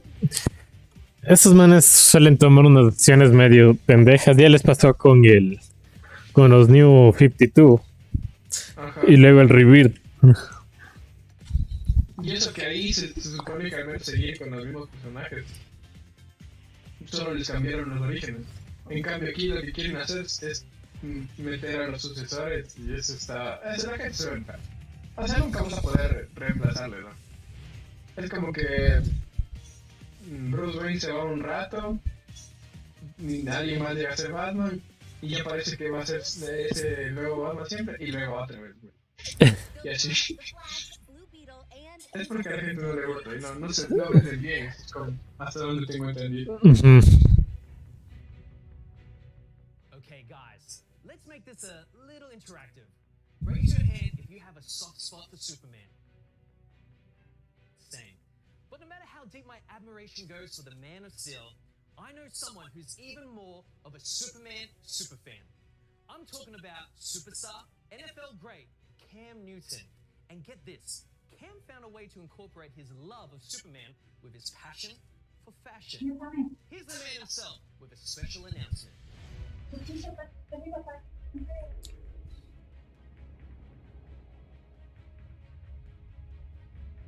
No está la voz atrasada de nuestro stream, ¿verdad? I'm super excited to have partnered with the DC fam as well as my company, Mashika, to create a Superman-inspired Mashika hat, and we're dropping it here at DC Fandom. The first time I encountered Superman had much of an impact of what morphed into my career as Superman. It was just the aura of knowing that you could do any and everything, outside of, kryptonite. Superman doesn't have any flaws. It was just who he was. And I think for me as a person, that's what I would want people to know and to feel like, he has good energy. He has, great qualities about him. And I think that's why I train the way I train. That's why I prepare the way I prepare. That's the way I play because it just embodied everything that I prepare for. Fashion means to me expressing yourself without having the ability to speak up for yourself at times. To incorporate that with Superman is something that words can't even explain, because in essence, we all have some type of superpowers, and we are a superhero in our own right. It's going to be cool to see how we show the different sides. ¿Te parece bien que incluyan esa clase de cosas? Como que para alargar el evento. No, deberían de ser más directos, ¿no? Ajá. Creo que es algo que todavía no cachan bien los que están armando este show. Deberían ir directo al grano, o sea, mostrarlo a lo que vinimos. Y estoy seguro que tendría más audiencias. Porque estoy seguro que ahorita, por ejemplo, la gente se va y pierde como que la cantidad de espectadores, y solo se conectan cuando todos saben que van a mostrar un trailer grande. Exacto. Sí, no le veo objetivo a hacer esas cosas. Capaz podrían hacer una mini sección así ya para promocionar alguna cosa chévere, pero que dure un poquito y solo sea una vez. Porque se siente como comerciales, ¿no? Ajá.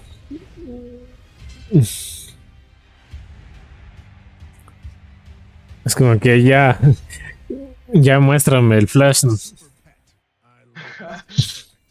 Me recuerda a cómo soy. No, pero esto, por ejemplo, sí está muy difícil. Parece.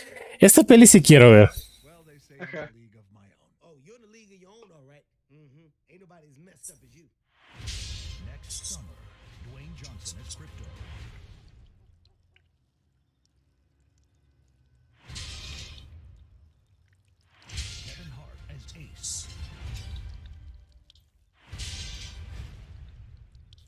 Did you have to drink?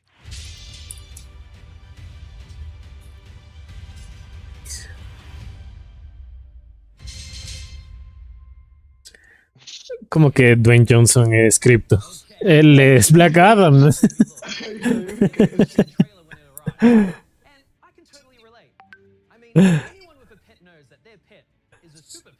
John Krasinski. Diego Luna. Keanu Reeves. No podía faltar porque ahora está en todas las producciones. Ya no puedes hacer algo sin incluir al bar.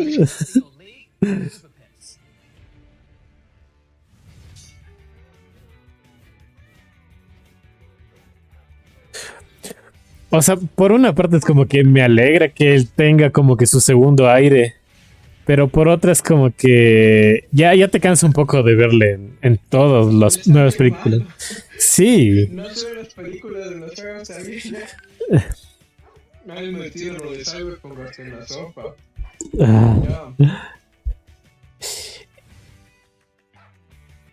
Y realmente eso fue lo único bueno de ese juego. Sí, vos. ¿Tú sí lo jugaste? Hasta lo compré, loco, en físico. No. No sabes la emoción que me dio, porque un juego que venía con el mapita, con el manual, con stickers, o sea, un juego como los de antes, en físico, como los de antes. Ajá. Y me puse a probar y fue la cosa más horrible que pude haber visto. No es por exagerar. Yo lo jugué esto en Play 4, pero parecía juego de Play 2. Así de mal. Haz de cuenta cuando tu compu no puede correr algo y tengo que ponerle todo en low. Todo en low. Para que funcione. Así es, ¿no?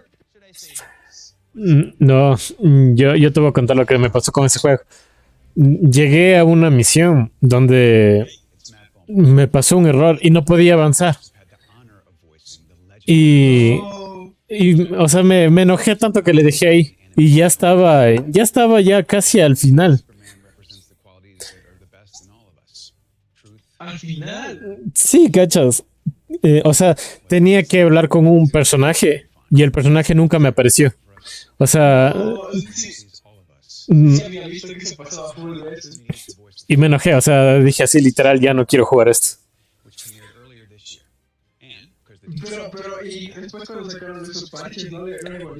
No, ya no, o sea, me pasó eso, hice varias cosas. O sea, reinstalé el juego, o sea, saqué un respaldo de mi, o sea, de mis save games y todo, pero no, o sea, el error no save. Claro, después ya sacaron parches y eso, pero no, yo ya le había desinstalado el juego ya. Nunca más. Sí, dije no. Yo te juego, no, es que en mi caso a mí nunca me pasó eso porque en la versión de Play 4 al inicio era injugable. O sea, es que literalmente no se podía jugar. Parecía horrible, o sea, no sé. Entonces yo por eso le jugué creo que 1 hora así. Y después de los parches, como que hace tipo un mes, me puse a probarlo de nuevo y se veía horrible todavía, pero al menos ya era más de y ahí jugué como 1 horita más, pero no, tampoco el juego es muy bueno, ¿no? Tú que jugaste todo ya deberías saber. Es como que dejando la parte técnica es súper normal, no es la gran cosa como prometí.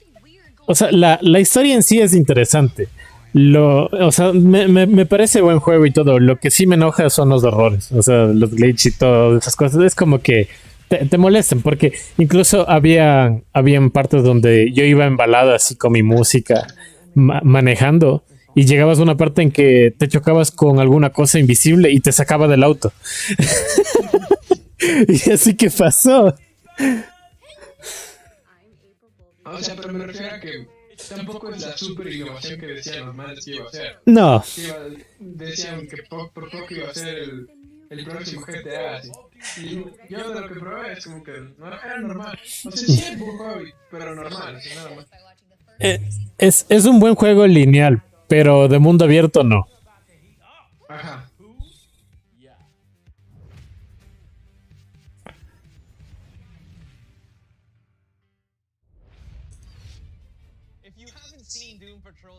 Están confirmando la 4ª, entonces. Ah, sí. 4ª temporada de un Patrol. Entonces se ve que le fue bien. Ajá.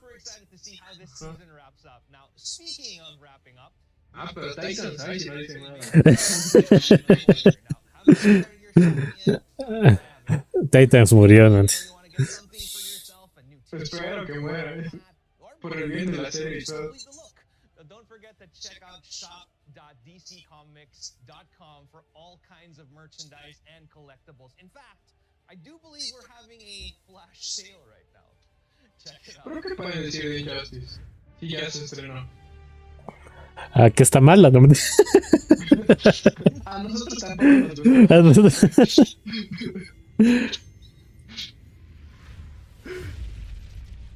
Sería bacán que aprovechen y digan lo del tercer juego. Sería una buena conexión. Greetings, DC Fandome and Domers. Ezra Miller here, live from the set of The Flash. It looks like this. We're very excited to show you the movie, and we can't yet because we're still making it. We wanted to show you the teaser, but we can't because we don't have enough material to make a teaser yet. We can't make a trailer, but we do have this small sneak peek. Vamos, tráiler, por favor.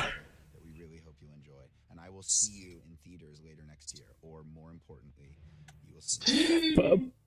¿Por qué Ezra Miller parece John Lennon? Este mundo es bien raro. Sí.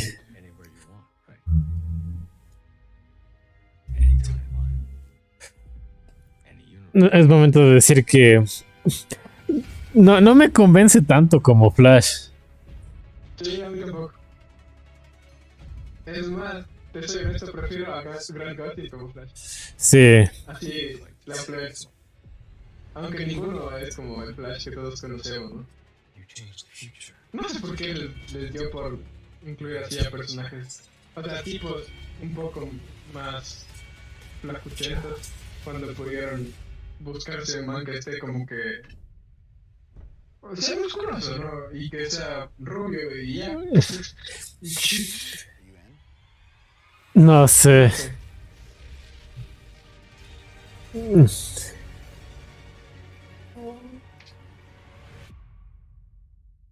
Bueno, el traje me agrada un poco más. A ver, Ah, tiene el anillo.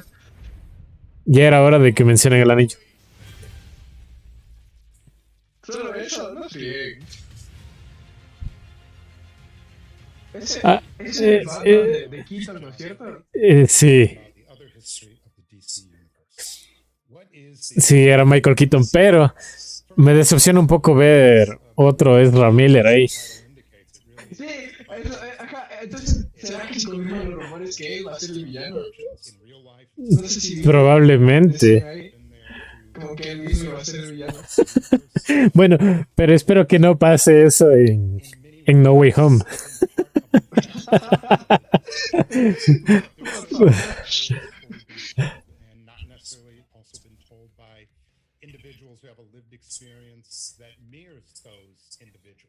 You know, when I was growing up, like a lot of folks who read, part of being a fan is really filling in the spaces between the pages or between the issues. And what would have Diana, what would Bruce, what would Clark, what would they have done, you know, in the quiet spaces? What would they have done between fighting crime? What would they have done between... Imaginas que pudieran hacerlo, o sea, que pudieran adaptar de verdad a Flashpoint. Sería brutal, pero ya desperdiciaron esa oportunidad. Sí, ya no tiene chiste. Porque no, Flashpoint sí da para hacer un peliculón, pero no sé por qué no quisieron adaptarlo. Y teniendo todo, ¿no? Ya tienes prácticamente todos los personajes listos ahí. Y si querías reiniciar el universo, o sea, Flashpoint pegaba full para hacer eso. La verdad es que sí. Esa es una buena idea.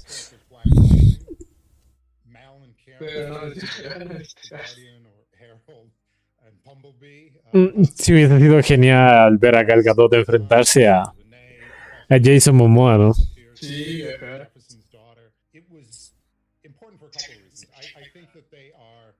Amazing defining DC characters. When you look back on the history of DC, almost every one of those characters has really transformed the landscape, transformed the narrative, and have been iconic. Mal and Karen, their journey is just two young people, a young couple of color who in love and committed. I mean, when that came out in the late 1970s, early 1980s, even without trying, the message that was sent with those two characters, young, committed couple of color, was powerful. Renee, her journey from being a beat cop back in Batman the Animated Series to now being the commissioner. Y en el panel anterior, de lo que pude escuchar, ese grupo de superhéroes que quieren adaptar igual a la pantalla grande, sí está ahí detrás de la producción Michael B. Jordan. Entonces, ¿será que sí se cumple lo que decías? Pero no mencionaron nada de Static Shock. Ajá, no mencionaron. Pero capaz está por ahí el proyecto, ¿no? Y todavía no lo pueden confirmar o algo así. Quizás le rebajaron de peli a serie. ¿Será? O sea, sí me agrada la idea de que, o sea, quieren incluir personajes afros, o sea, y también superhéroes. Cuando lo hacen orgánicamente sí pega. Así todas tienen su espacio. Lo que me molesta es cuando le transforman a uno que ya conocemos. Y ahí es cuando se pone la cosa medio fea. Uy, ahí está Sandman. Te dije que iban a mostrar algo. Surprise cast. ¿Qué será eso? Was inspired by the Injustice video game and subsequent comic series written by Tom Taylor. That means you can expect all the hardcore, action-packed excitement in this animated film version. But I gotta say, and I gotta apologize in advance to all the kids out there, this one is for adults only. I know, where's the justice in that? But then again, that's why they call it Injustice, right? So here's more. I'm pulling the best joke ever. It'll be my masterpiece.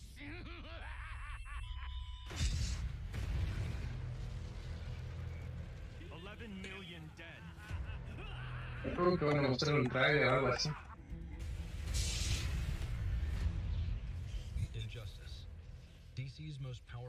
No me gusta la voz del Joker sin Mark Hamill, te seré honesto. Sí. Se siente horrible. Everything you stand for. Superman can make a perfect world. Oh, so now he's God. This tragedy of gods and humans, locked in battle over ideological and philosophical differences, transcends artistic media as the amazing franchise of Injustice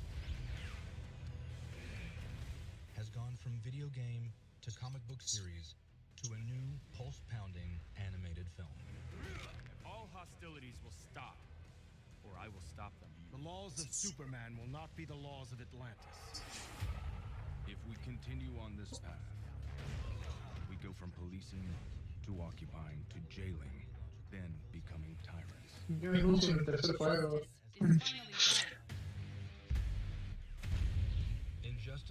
Lo peor es que en serio ya deberían estar haciendo y capaz ya no se demora tanto porque los de... ¿cómo se llaman estas madres? Los que hacen los Mortal Kombat se supone que ya dejaron de trabajar en algo desde el año anterior. Capaz antes. Entonces... This visceral and exciting fighting game was the impetus for the Injustice saga to continue in a jaw-dropping comic series, expanding the electrifying and... No he jugado el segundo. ¿El segundo sí tiene como que final o da para una tercera parte? No, sí está cerrado el historia. No sé cómo podría continuar. Now this universe can be experienced as a full-length animated feature film as Injustice. Pero a lo mejor podrían hacer como que... otra historia, ¿no? Otro juego con otro nombre, pero que sea igual de peleas. O no sé... ¿Qué te escribo para full cosas? El juego que me gustaría que vuelva a salir es DC Universe contra Mortal Kombat. Ah, sí, sería bacán. El de Xbox era muy bueno. Sí. All right, we're going to take a deep dive into the world of Injustice. Joining me is NetherRealm Studios' Ed Boon, co-creator of the best-selling Injustice, Gods Among Us, and Injustice 2 video games, and creative consultant on the Injustice animated movie. And Qué raro que no vayan. Esas son las cosas que no entiendo de Warner. ¿Por qué no lo subieron a HBO Max?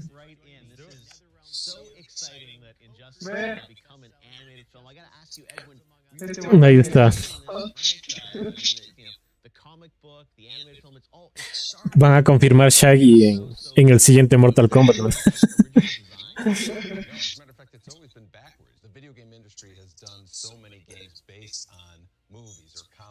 TV shows, and it's so cool to see it just done the opposite way, where the video game starts it and it just spawns off comics, animated things. This is one of the funnest parts about making a game, is seeing it kind of grow into something even bigger. Justin, when you first heard about Eso sí es de resaltar, ¿no? Que usualmente es al revés. Primero hacen la película, la serie, el cómic y de ahí va a los juegos. wants to be Superman. And then when you get older, especially when you become an actor and you start to dissect these characters that you play, you go, my God, that's almost an impossible character to play. You know, how do you do something? Sí, los juegos están bien. O sea, en ese aspecto a Marvel le dan de largo, ¿no? Sí. Es que el problema es que Disney no tiene un estudio propio de juegos. O sea, ellos mandan a hacer. En cambio, ahí, como quiera, los que hacen los Mortal Kombat también son de Warner, o sea, son propiedad de ellos.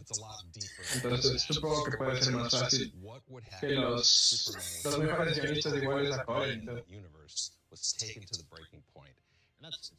Porque los juegos de Batman, como les decía, son súper buenos.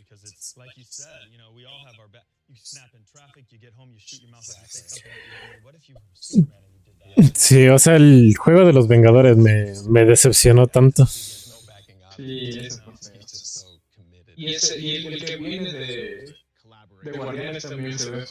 Sí, no jugaría esa cosa. Sobre todo por $60, mi fregada.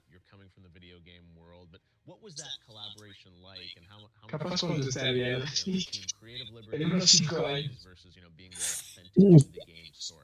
It's mainly focused on the comic books, but the catalyst is what happened that kind of really triggered Superman. Is featured in both the comics and the games. People who know and love Injustice. Ya, no sé la tercera parte ya. Sí, o sea. It's great, like DC fan service, really. You know, it was so cool because we have these super moves in the game, and you see a couple of them in there. I just jumped out of my seat when I saw I don't want to give away again which one it was, but they have some of those kind of classic, iconic moments from the games in there. Again, they follow the story of the comics mainly, but aunque sabes algo malo de la segunda parte fueron las microtransacciones que sí se abusaron también ahí porque tú les podías modificar a todos los superhéroes, o sea, los trajes, y para modificarles tenías que comprar como que las piecitas de eso. Ya. Sí se pasaron con las microtransacciones. O sea, sí fue abusivo. O sea, ¿son cosméticos o si es pay to win? No, son cosméticos. Pero sí está feo que hagan eso. O sea, te acepto eso en un juego como Fortnite, donde no te cobran nada para jugar. Pero ya pagan 60 y después que te siguen cobrando para desbloquear como que más trajes, sí es feo. Thank you so much for joining us, guys. The movie is incredible. You know, I'm a huge fan of games, and I love this. Con Mortal Kombat pasó lo mismo, ¿no? Sí, con Mortal Kombat. Y también los personajes, ¿no? Porque sacaron estos los DLC de los personajes así. Y por ejemplo, había algunos que estaban, o sea que la gente sí quería, ¿no? Por ejemplo, creo que salió uno de Mortal Kombat, creo que era Sub-Zero, y algunos otros como que superhéroes importantes que faltaban. An untimely exposure to some form of radiation or substance, or the death of a loved one. As the ultimate Boy Scout, a ver, creo que voy a regresar en unos minutos. No te preocupes. Ya. Dale, espera. Nos conectamos a los dos. Sí, o sea, el stream sigue ahí. Sí, ajá. Entonces volvemos a los dos. Un poquito más tarde sería. Ya. Dale. Eso. Pero igual acá seguimos en el stream.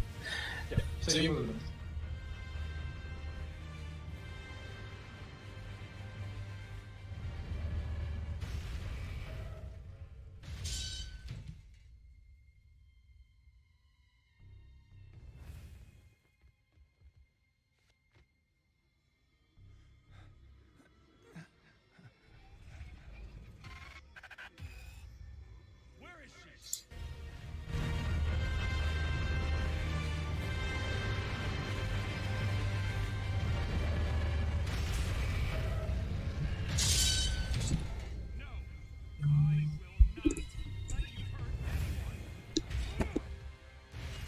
Where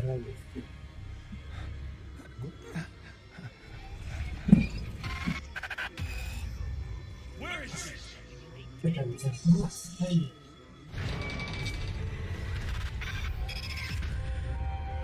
Doomsday. No, I will not let you hurt anyone.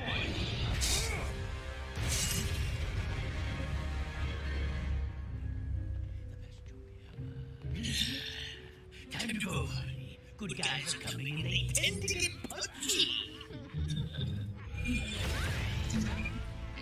You're not going anywhere.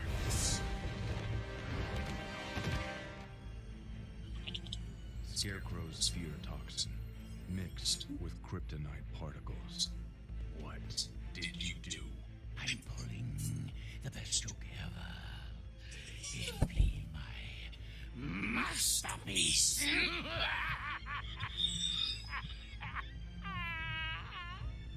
Superman, stop. Whatever you're seeing, it's not real.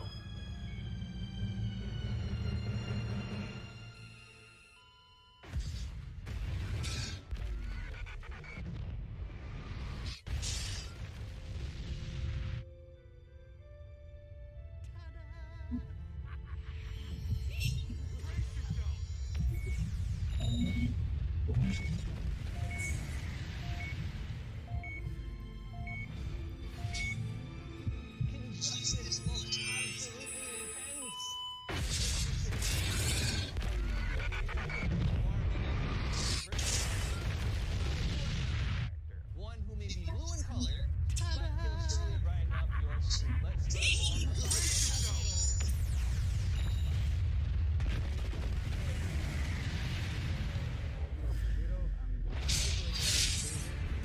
Injustice looks absolutely intense.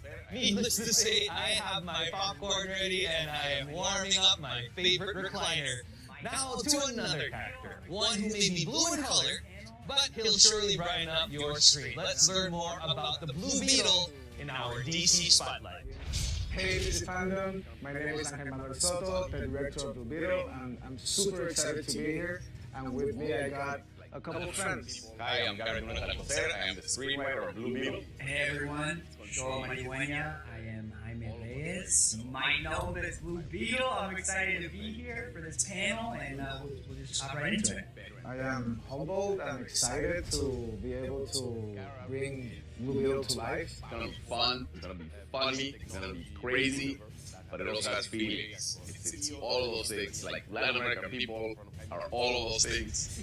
And the movie reflects that. This contains all of what's great about Blue Beetle, in my opinion, in a way that's very exciting, and that's only gonna get better and better as these guys take it away. The Scarab is one of the most powerful pieces of technology in the universe that has made its way across eons and eons and eons and landed in front of Jaime Reyes. The thing that I love the most about the comic book series is that you see different versions of suits. Like you see like the metal version, and you see the flying suit version, and this and that. And I'm just so excited with each superhero movie. You have to one up each other. So I know for a fact that any of the other superheroes out there who think they have the best superhero suit, I'm calling you out for a rap battle. You got the best suit over here at Blue Beetle.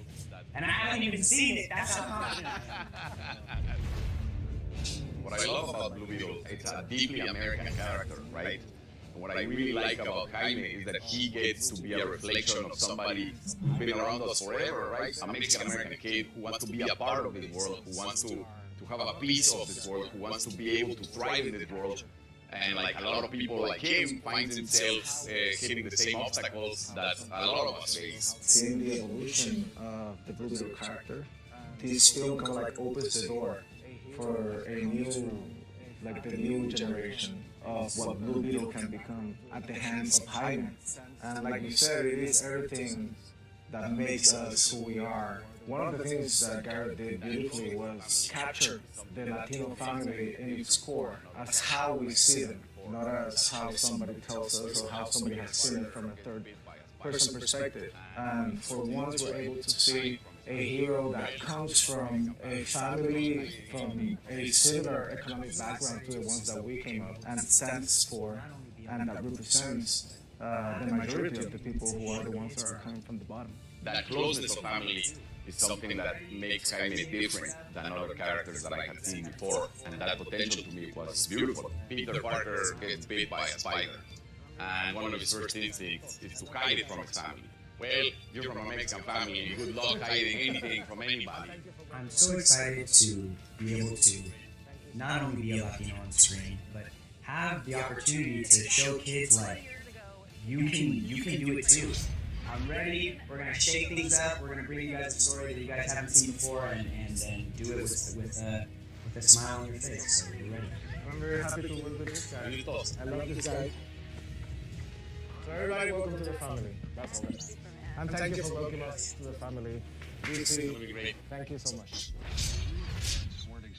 Smallville premiered exactly 20 years ago today, which is just crazy. To mark the occasion, let's take a look at some of the show's most memorable moments. Previously on Smallville. What are you doing, Clark? So what are you, man or Superman? Your real parents weren't exactly from around here. What do you mean? You are the last son of Krypton. Who are you? Lois Lane. What kind of a monster are you? You were right about me all along, Mr. Kent. I am the villain of the story. You okay? I've waited for this for so long. I just don't want it to go away. We have been down a long road together, Connell. One paved with difficult trials. Those trials are behind you now. Trust me, Smallville. We can make this work. Oh boy, can't we?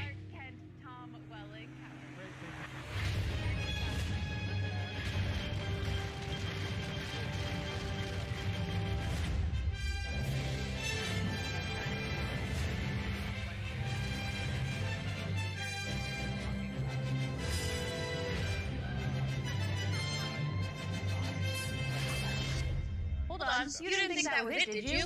Please welcome Clark Kent, Tom Welling. How are you? Great, thank you for having me. And we've got Lex Luthor, Michael Rosenbaum joining us as well. Real treat, trying to figure out how to sit on this couch and look real comfortable. When you guys started the show, did you ever think that 20 years after the premiere, you would be here at DC Event talking about the show? Michael? You know what? Before I did Smallville, I wasn't really on any successful series. They were just sort of one season, two season. And then I saw the pilot of this. I called my mom. I said, I think I'm finally going to get noticed in my life. For a lot of you guys on the show, this was like the first big moment. Did you have kind of those same feelings when you watched it or when you were... Yeah, I mean, I lacked a great deal of experience at the time. Well, no, I did. I mean, at no point did they say, you're going to be here for 10 years. We just never knew. We were always just sort of grinding, trying to elevate everything we could do. And it was a team effort. We helped each other out a lot. I remember just being on set with Tom, and either it'd be him telling me or me telling him. He'd go, literally, I think my line back to you was, it became a trust thing for us because we were together so much. And there were also times where, like, you know, his character talked a lot. Mine didn't. Not like real life at all. No, at all. And I remember specifically there was a scene in the Luthor Mansion where, you know, Clark just appears there, Lex turns and he sees Clark, and he starts to talk, and he walks over, he pours himself a glass, he comes back, and he's talking to me, and literally I think my line back to you was, and you go, that's all you have to say, like, that's your only line? And I'm like, it just was the perfect time.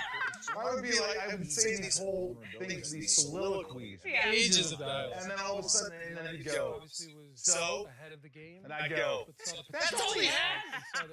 He's got so! Was there a moment on set for you guys where you were watching him perform and you're like, holy crap, he's like Luthor, or yeah, that's Superman. I mean, you just embodied Clark. I mean, it was fitting that you hadn't done a ton of stuff. It just was the perfect time, the perfect storm. He just had that vulnerability, that innate vulnerability, and that kindness and charm. Lex obviously was ahead of the game, but saw the potential in Clark and saw that Clark didn't know what he was doing. You know what I mean? Like that all sort of worked out. And one thing to remember, it was never about being Superman. It was about not knowing what your future is. And the big thing for Lex was, you know, making your future what you want it to be. Yeah. You know, so it was a good dynamic. But her question really was, were you in awe of me when you watched my performance? No, not that I recall. Over the years, there have been so many special guests on Smallville. Here are some who wanted to say hello. Happy 20th anniversary, Smallville. Happy 20th anniversary, Smallville. Happy 20th anniversary, Smallville. Hot dog, I can't believe it's been 20 years. One of my favorite memories working on Smallville was being directed by Tom Welling. Whenever someone asks me who was my favorite director I've ever worked with, I just say Superman, obviously. They let me do so many of the stunts, like running the side of the train and things like that. I got to do everything playing Lionel. And I had a ball doing it. Smallville resonated with people because it was the perfect balance of heart and drama and extremely high stakes stuff that we associate with superhero stories now. I mean, you see people who've been touched by the show, and it helps me appreciate it. And see, of course, our boy Glover up there. Lionel Lewis. I know, we love being If you could change anything about the show, is there a moment that you would go back and be like, I mean, I always thought that we should have seen a Bruce Wayne.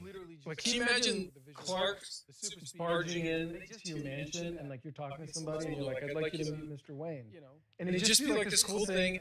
Nobody knows who anybody is. That would have been great. By the way, you know, it's kind of cool to think that, you know, the rest of these series, like Arrow and Flash, all these things, it's kind of like it started with Smallville. Well, I think you and I have discussed this, that it was, again, a perfect storm in that technology had literally just gotten to the point where the visual effects, the super speed and those visual, they just didn't do that before Smallville, and that's you know, they couldn't. It did set a version of the standard. Smallville is still kind of contemporary, still kind of old school. I mean, we're in Kansas, there's pine trees everywhere, but it's care of that. I didn't even notice that. Now I'm gonna for sure. By the way, what the hell is with Lex Luthor's security? He would walk in. He would just show up and I go, now my reaction really wanted to be, did you not? Hey, where's my security here? Serious question. The finale. What was that like for you guys? Getting to be like, okay, we're gonna. Some people that we haven't seen for a little bit are gonna get to come back. We're all gonna reconnect here on the show. A lot of people think I quit the show, and I didn't quit. My contract was for 6 years, and I ended up doing 7 years. When the finale came, the series finale, I called the writers a week before, like a week and a half before, and said I wanted to be with everybody at the end. Yeah. And so I showed up after not having seen Tom for like 3 years, and it was a bit emotional. Very emotional for him. Yes, and the first take, remember the first take? Big crane. Oh, yeah. Clark comes in, the mansion's destroyed, and there's this big crane shot, big swooping crane shot. It comes in, it goes past Clark, Lex comes in, here's Michael, camera comes in, close and he goes, Mom, what's the line? What's the line again? I was like, welcome back. Welcome back. We are almost out of time, but before we go, let's hear some messages from some more familiar faces. It's not every day that a series can celebrate like this, and I'm honored to have been part of this iconic story. Happy 20 years, Smallville. Happy 20th anniversary, Smallville. Happy 20th anniversary, Smallville. 20th? No. It was my first real big job. It also was welcoming me into an entire universe, a world that was so rich and so loved already. It was really a privilege. I remember arriving on set and seeing Tom, and it struck me immediately. My God, it's Clark Kent. We tackled some pretty serious subject matter, and then you would sort of, when they called cut, everyone's laughing and joking, and Oliver and Lex are laughing on the floor, you know, cracking each other up. It was a really, really great set. I am so thrilled that I got to be a part of such an iconic series, and I just wanted to celebrate with you guys. So happy 20th, Smallville. Cast and crew, thank you for having me be a part of your journey, and I'm sending everyone so much love. Awesome. Cassie Freeman, I remember she called me. She's probably got to be a little nervous going on to this show that's been on for years, and I just talked about how great everybody was and how comfortable she'll be. Such a mild-mannered person, but when the camera rolled, she was force. Yeah. There was a scene where she had to like turn on that Luthor blood, in a sense, and I was like, "Ooh, this story is gonna be all right." Like she's got. It was fun. It was fun killing her in season 2. Now, someone that I know we're missing is Lana Lang, Kristen Crook. She wanted to be here with us, but she couldn't today, so she sent a very special message. Happy 20th anniversary, Smallville. I've been working the show for 12 years now. And you both and everyone were a huge part of my early adult years. When it came out, it was right after 9/11. It was a time when people were looking for heroes. On another level, it was a story, and it is a story, and I think this is why it lasts. It's a story about growing up. It's a story about how you feel alienated, how you feel other, and that is a universal experience for us. And Clark Kent was that, seeing him grapple with these things that would become his strengths, give all of us the aspirational hope that those things that are weird and we can't control and seem like they make us different from everyone else are actually the things that are special about us. And I think that will resonate always. Congratulations on the 20th anniversary of Smallville. That brings us to the end of our celebration. I want to thank you all for being here, watching us, and taking this trip with us down memory lane. And thank you guys so much for being here and chatting. Thank you. See you soon.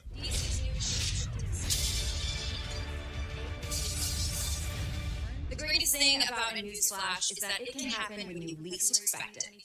Like now, continuing from May's Festival of Heroes anthology comic, DC's Monkey Prince will return in February 2022, and a new 12-issue comic book series from writer Jean Lu Yang and artist Bernard Chang. Based on the 16th century Chinese novel Journey to the West, DC's newest shape-shifting superhero, the Monkey Prince, aka Marcus Sun, will return to headline his own series. For fans that can't wait for February 2022, to read more about DC's Monkey Prince, a new short story just posted to DCUniverse.com.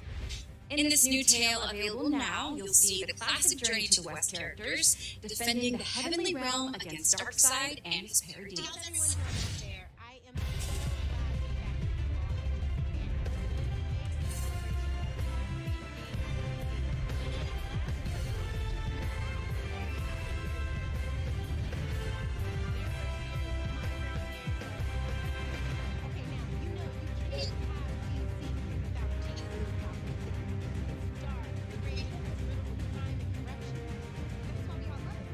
How's everyone doing out there? I am so glad to be back with you all at DC Fandom. What an amazing celebration of everything DC.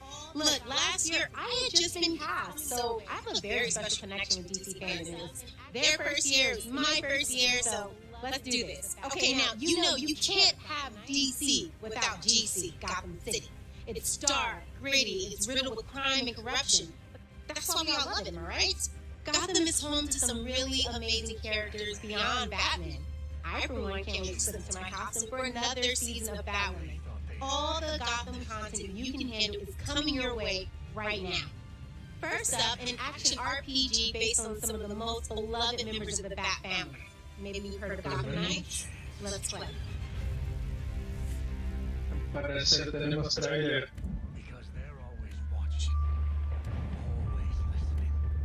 Batman, Jim Gordon, they thought they had a handle on this city. A ver, veamos. They never did. You don't stand a chance. Because they're always watching, always listening. Pulling everybody's strings. Mine, yours. But no one talks about them. Not a whispered word is said. The Court of Owls is a myth. Now listen. Entonces sí se confirma que la Corte de los Búhos va a ser los enemigos.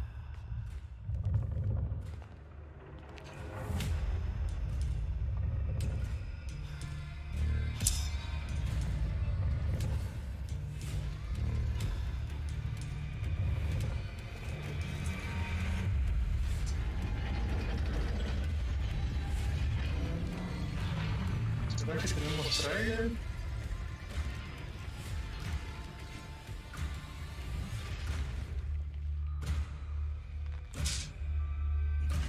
Ya vas a con gameplay. Eso es.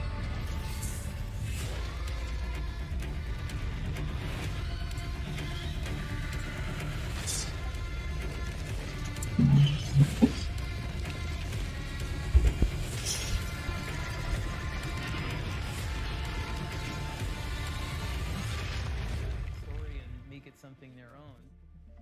And If you really want to go down this rabbit hole, you need to know there's no translating and evolving the Court of Owls into games.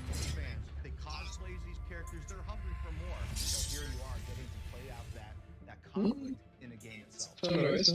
I remember taking this walk around New York City to my old neighborhood. Nothing I knew was there anymore.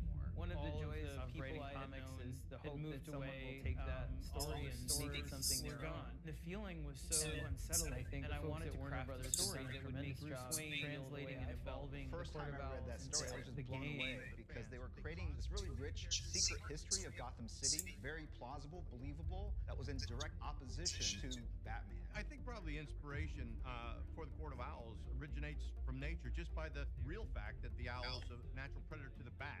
What an owl does a lot of the time is it hunts you and stalks you without you seeing it, and the fun of the way that... No sabía que Jim Lee estaba ahí involucrado en el proyecto. Yo tampoco, pero no me convence ahorita si no vemos gameplay. Se supone que este juego salía antes que el otro. One of the biggest challenges with bringing the Court of Owls from comic books to video games is really the interactive nature of what video games are. How do you take that history? Esta vez va a ser contra la corte de los búhos. Sí, ajá. Ya confirmado. We could look at the source material, we could talk to the creatives, and we could ask their opinions about that. We could say, which of these elements do you think we can translate? When I went out there to Y si ves, es lo que decía de la ventaja que tiene Warner con los juegos, porque son sus mismos estudios, entonces es más fácil que compartan con los escritores, cómics y todo. Yo cacho que la historia está mejor, ¿no? Claro, y lo bacán es que está conectado todo en el mismo universo. Claro. So like any good RPG, we're presenting you with a problem, and then we're presenting you with a range of potential players will have an opportunity No. to maximize that. Lo que solo lo único que me da miedo es que sea multiplayer. O sea, pero a la fuerza. Porque los juegos de Batman me gustaban porque podías pasarte solito. Y no necesitabas alguien más para completar las cosas. Siento que pega tanto en el tipo de juego. A mí también me intriga bastante. No sé cómo manejar la parte del multiplayer. Ajá.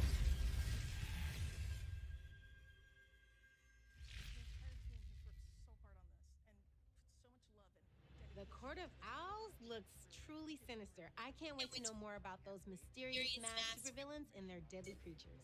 Forget Girls Night Out. Pero I'll creo que va a quedar ahí cosas. as soon as I get my hands on that game. So excited.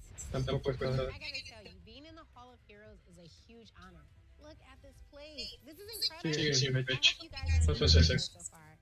DC is throwing a lot of really amazing content our way, and they're not stopping anytime soon. More news flashes, more announcements, and more exclusive footage is on the way. But first, a heartfelt thank you for supporting Batwoman. I've read your letters, I've seen your fan art, and I spend probably too much time on social media looking at your comments and feeling the love you have for this character. What about my character? Oh, hey girl, hey! Don't I get any love? You know, behind every superhero is a supervillain. Well, you know Alice is a fan favorite. Look, everybody, please say hello to Rachel Scarston, who plays Alice on the show. Hello, DC World. I am so excited to return to my evil ways on the show, and most of all, to get to work with the lovely Javicia. Season 2 set up many new mysteries, characters, a new hero, which we'll take a special look at in just a few minutes, and we're going to get into all of it this season. By the way, I will not be the only villain on the show this season. Did you see the premiere? Mad Hatter, Poison Ivy, and a whole slew of baddies joining in the fun. Esta es la marca que se viene en la serie de Notorious villains, and a little push from Renee Batwoman. Batwoman and Alice to team up and work together. ¿Es de ella? No le cacho yo. Yo tampoco, solo que se por ahí algún rato vi. Pero la serie también es una basura. Well, more like handcuffing it, but yes. Any questions? Yes. Does this kind of wreck my ensemble? I mean, I get the whole bat motif, but this Pero sí te enteraste de todo el drama que hubo con lo que salió la protagonista. Mm, Y le tuvieron que cambiar y eso. Sí, O sea, si es que ya empiezan así, ¿cómo pueden continuar? Difícil. y Ruby Road sí estaba bien como Batichica, pero Y la fregaron. O sea, creo que o sea, le jodieron mucho la LOM, según entendí. La gente, el público. Entonces, por eso la LOM creo que decidió salir. Pero es que se le quitó todo el chiste de la historia, ¿no? claro. No, es que fue un cambio también bastante radical, o sea, de cast. Ujú.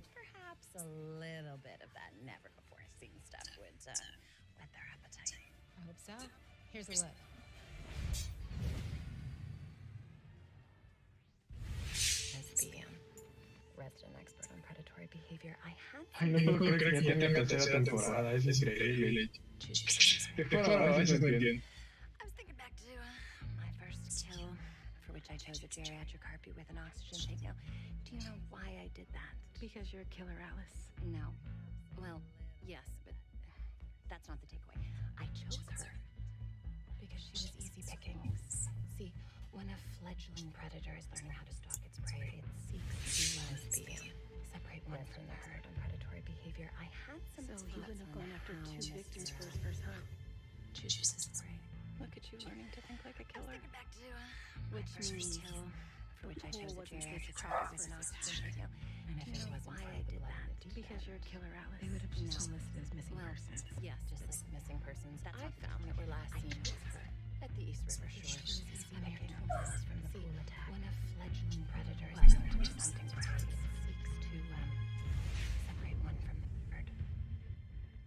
So he wouldn't have gone after two victims for his first hunt. Maybe Alice and Batwoman can work together. Look at you learning to think like a killer. Great! I have had so much fun filming with you for season 3. The pool wasn't this toxic. And I cannot wait for everyone to see how our story. They would have just been I should get back to practicing my maniacal laugh. Never know when I'm gonna need it. Bye. Bye, Rach. If you like nail biting, what's gonna happen next? Plot twisty television. Then I'll see you for season 3 of Batwoman. And one of the newest heroes of the cast gets his own DC spotlight right now.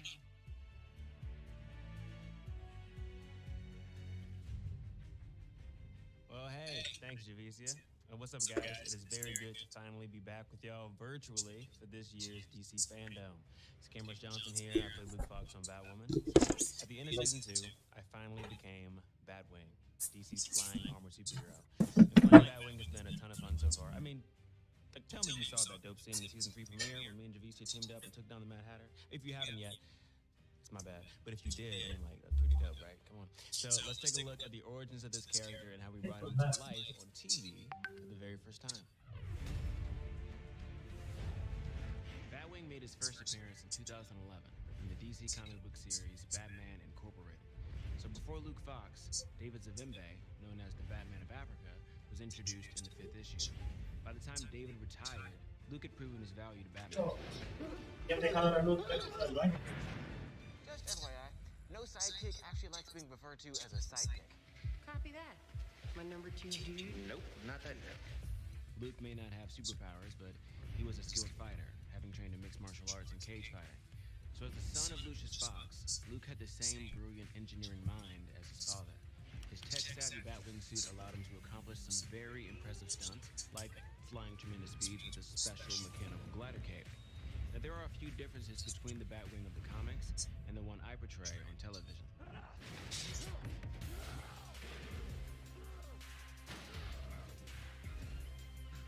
the hell are you?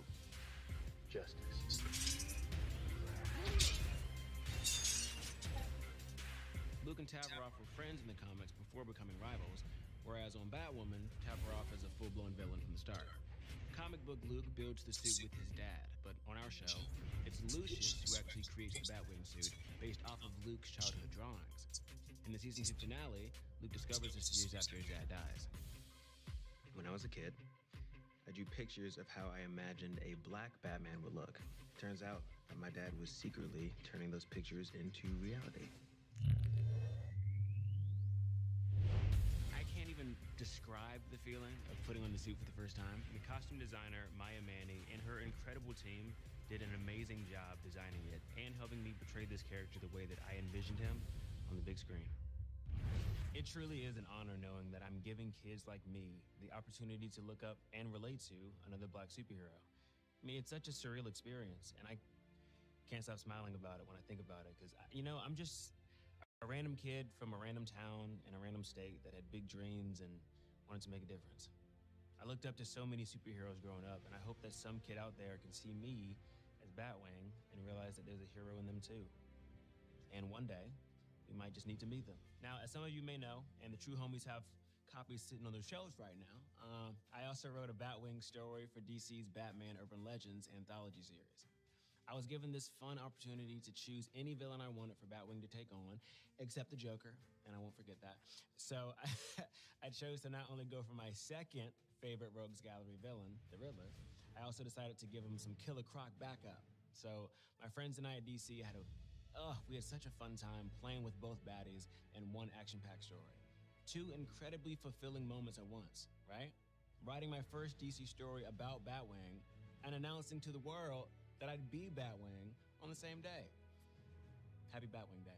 My journey to becoming Batwing has been one that I'll never forget. One that I hope some of you out there can find inspiration from, and one that I would love to continue on together for some time to see just how much fun being the Metal Bat really can be. So all my love to you all. Thanks again for crowning me your newest hero, and I can't wait to show you even more Batwing this season on Batwing.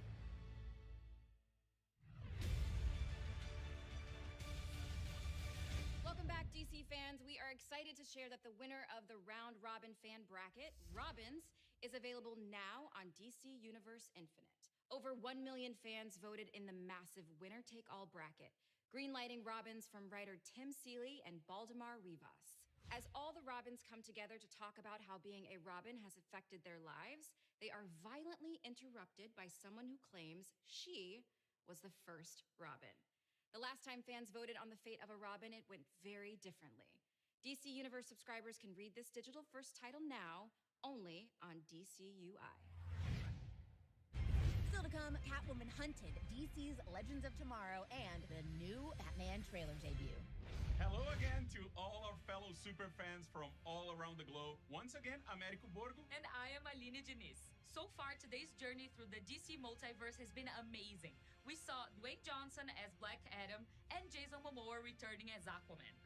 The DC multiverse means we also doubled down on The Flash, took a trip to Metropolis and Gotham City, and got the exclusive intel on the latest video games. But there's also Jason Momoa. You already mentioned him. No, but once is never enough, eh? Oh, got it. Anyway, guys, there's still so much ahead, including the Batman. I cannot wait for that. But right now, it's all about Gotham's truly fiendish feline, Catwoman. Catwoman is clawing her way into a new animated film. For more on this exciting project, please welcome the actress who voices the title role, Elizabeth Gillies.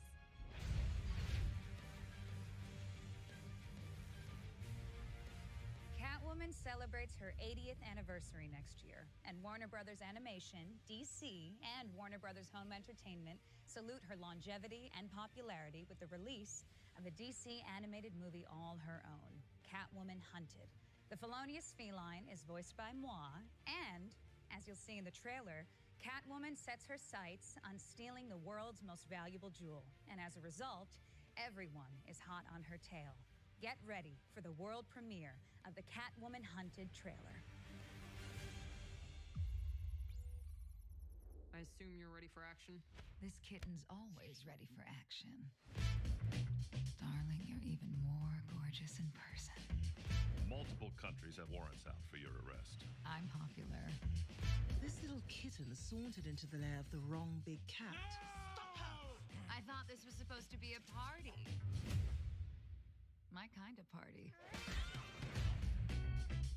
Minerva is built her Leviathan crime syndicate. It's now richer than many countries. You help us bust Leviathan, your warrants disappear. Catwoman must die. I did not sign up for this. Did you sign up for this? You really have to think about that? Prepare to get your ass kicked.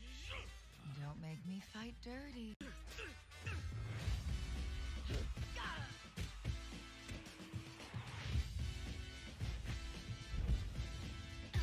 good? A cat always. Yeah, lands on her feet. I've heard the saying. Don't you ever get tired of that catch stick?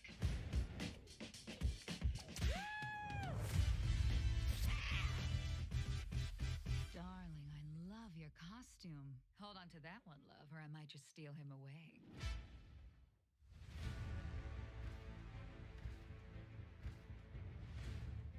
Wasn't that just perfect? Catwoman Hunted will be the first DC animated movie to be released by Warner Brothers Home Entertainment in 2022, coming to digital, Blu-ray, and 4K on February 8th. All totaled, fans can expect 5 original DC animated movies in 2022, as well as the spring release of the latest DC Showcase collection, anchored by the all-new animated short, Constantine, House of Mystery, featuring Matt Ryan reprising his role as Hellblazer. Ever wonder what would happen if 2 youthful super teams joined forces to fight the bad guys? You'll find out in spring 2022 in Teen Titans Go and DC Superhero Girls Mayhem in the Multiverse. Brightest Days and Blackest Nights arrive next summer when Green Lantern, Beware My Power, adds to the DC Universe movies canon. And in the fall, the next generation of superheroes takes center stage in Battle of the Super Sons, the first DC Universe movie to be produced in CG. Rounding out the year, the world's greatest detective will look to unmask the holiday killer when Batman, the Long Halloween Deluxe Edition, comes to stunning 4K Ultra HD. Aline, we're so spoiled with all of these amazing DC projects coming our way. Now let's talk about the DC show that's about to hit the 100 episode mark. That's right. DC's Legends of Tomorrow is going to achieve that impressive milestone in season 7. And right now, we're gonna celebrate by looking at 100 episodes in 100 seconds. Are you ready? Go.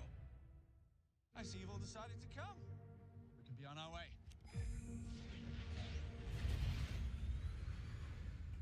Shall we? In the future, my friends may not be heroes. But if we succeed, they will be remembered as legends. I made you a certain promise. Jax, we gotta go. But I want to enjoy this for a moment. Let's party! The 3 of us are going to change our past and our future and the world as you know it. And that's just the beginning. I just need one more moment. Far too slow. We're never gonna make it! Don't worry. The rest of the legends are here. We're busting everybody out. There's land ahead. All hands on deck!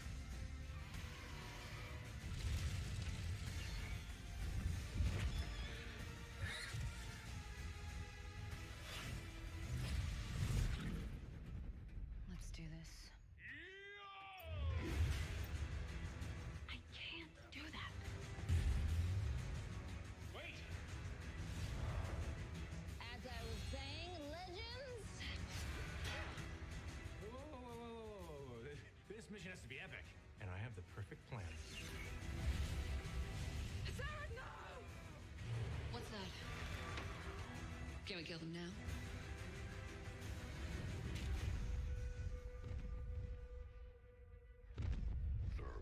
Vivo wants cuddles. Smile, Vivo! What? Oh my. Take us to DEFCON 2.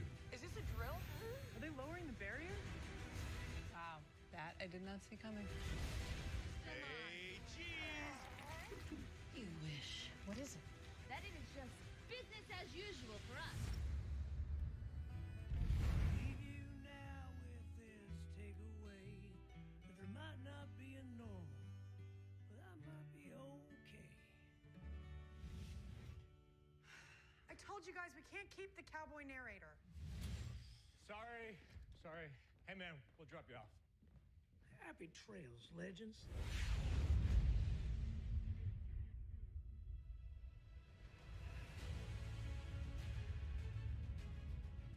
It's true that every generation has their favorite Batmobile.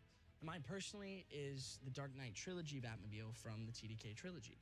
But for the next generation of DC fans, Warner Brothers Animation has been revving up production on their preschool series about some of the coolest DC vehicles. Of course, led by the one and only Batmobile. But that's not all. Your favorite heroes, iconic villains, and all the citizens of Gotham City are taking on vehicle form in DC's Batwheels. And you don't have to be a preschooler to love this show. You just have to be a kid at heart. This is really fun for the whole family, so let's check out this very early preview.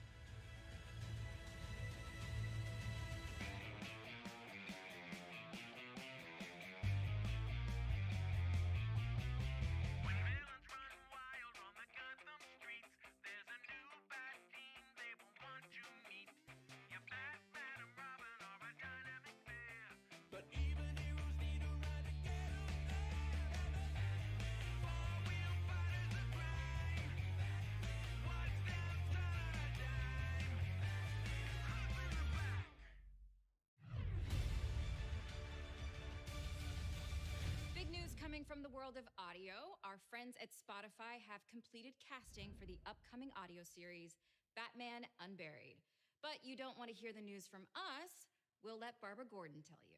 What up, everyone? At DC Fandome, it is Gina Rodriguez, and I am so excited to let everyone know that I am going to be a part of Batman Unburied. Woo woo! And I get the honor of playing the iconic voice of Barbara Gordon. I'm so super excited. I'm so excited for you to come on the audio adventure with us, only on Spotify. Joining the cast alongside Gina will be Sam Witwer as the Harvester, Amy Raver Lampman as Kel, Jessica Marie Garcia as Renee Montoya, and Jim Peary as Arnold Flass. Hey, DC Fandome, it's your boy, Winston Duke. And I am so excited, so honored to be joining the DC family with Batman Unburied, with Spotify and DC, and we have been cooking up something very, very special for you. We've been creating something that's nuanced and beautiful with great characters, great voices, and just a beautiful experience. So, in that vein, I am Batman. Holy smokes, Batman. More news to come from Spotify and the forthcoming Batman Unburied podcast. Still to come, Batman Cape Crusader, Harley Quinn, and the first details on the Batgirl film. We know fans love one-of-a-kind partnerships, so we're here to announce an exclusive collaboration between the Batman and Puma. Here to tell us more about it is none other than football icon, that's soccer to some of you, and our fellow Brazilian, Neymar. Now, that is huge news. Fala aí, Neymar. Bate ousadia e bate alegria, hein? Conta mais, o pai tá on mesmo?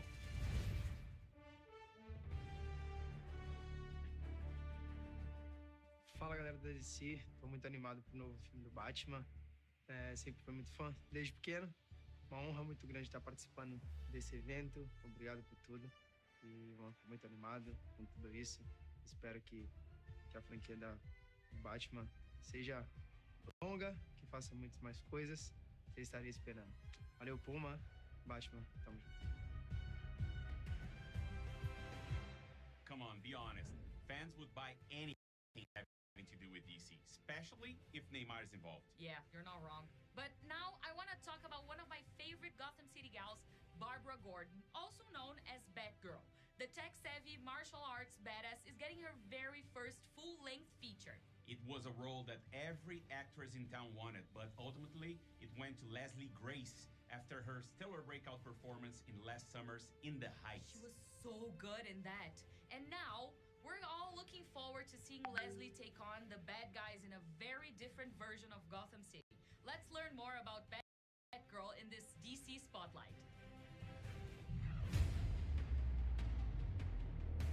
It's your girl, Leslie Grace. Hi, DC Fandom, and I renew Batgirl. I don't know about you guys, but every step of this process, I'm like, I can't believe this is happening. It's a big, big honor and privilege to be part of that world. That's really unbelievable. I feel like a kid again. Honestly, I just feel like the luckiest writer on earth. We wanted to have a very broad casting. It was very broad in range of ages and races, and what was important for us was that the best actress for the part would be cast. Eventually, we saw Leslie among. It was a goosebump moment. Yeah, it was really like. It's like the whole time, who is gonna be Barbara Gordon? I mean, there was something that she just like that hit a nerve and felt like, okay, we are actually watching Barbara Gordon. She's a girly girl, but she also is so capable of being strong and being determined and like kicking butt. And she wants to prove herself, but she's also still just so sweet. A lot of times we focus a lot on the male superheroes, but it was really exciting to read for a female superhero that has that grit and like is very sincere and almost eager to prove herself. What's kind of fun about Barbara and Batgirl is that in this story, she's discovering Batgirl for the first time, and so she's getting to explore a duality she's always had in her personality, but it's this whole new side of her personality, a slightly kind of more daring, slightly less law-abiding side of her personality that we get to just have fun and play with. We asked Leslie to train a lot. We want the fights to be, pretty realistic so that it feels more raw and more real and more relatable. I'm really excited about the action. I mean, I'm training so hard and we're trying to get as much learned in my body before I get there. So I'm excited about what that's gonna actually look like once we have a suit and once we're on location figuring out those fight sequences. So that's really exciting to me. I'm a fashion girl too, so I'm just dying. I'm like looking at that girl behind me and I'm like, all right, I can see it. We like that she has a cowl, that we can say. She will have a cowl. So it's not gonna be the design with just the mask on the eyes. It was so funny. It was one of the first questions I asked once we were on. I was like, so is she gonna have red hair? Cause like I'm so ready. Affirmative. Of course. Yeah. As a bad girl, it's gonna have everything in the movie. All the emotions. There's gonna be a climax. It's gonna go crescendo. And You're gonna be on the edge of your seat like that. And at the end, boom! Can't wait. I'm so ready.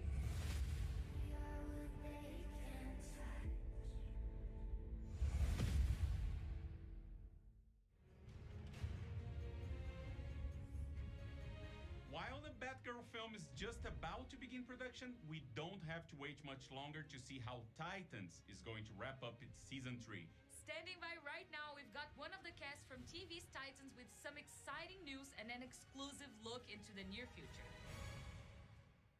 Hey guys, Brenton Thwaites here. I played Dick Grayson and Nightwing in Titans on HBO Max.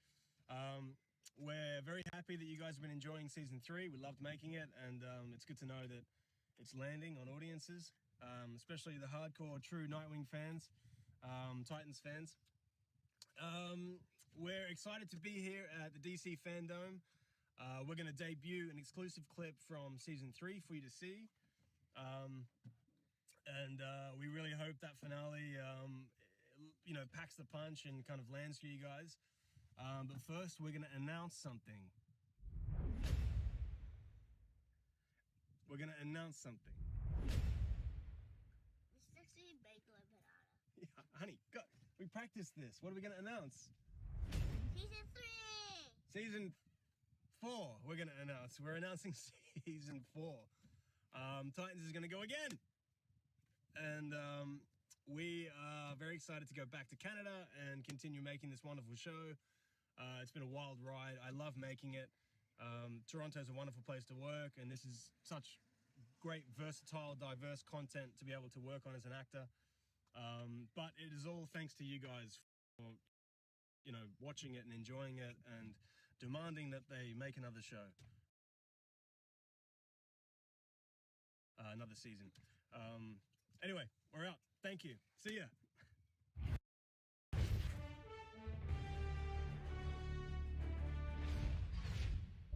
Okay, Dick, I'm here. What do I do? Okay, I need you to connect the router to the Wayne Manor mainframe. Slide the security panel cover straight up. It should come right off. Should have told me about Jason. Would you have gone inside if I had? Still should have told me. Okay, got it. Okay, hold on. You're not done yet.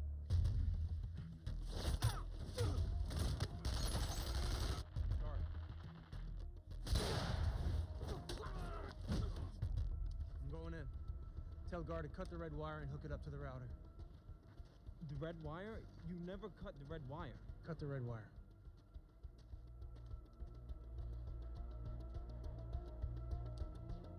Gar, it's me. Dick left. He said cut the red wire. What? No, you never cut the red wire. I know, but that's what he said.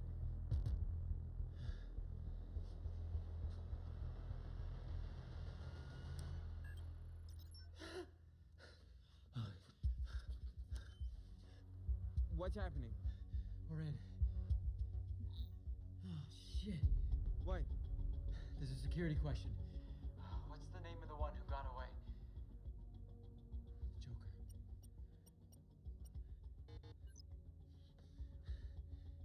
Riddler. Oh.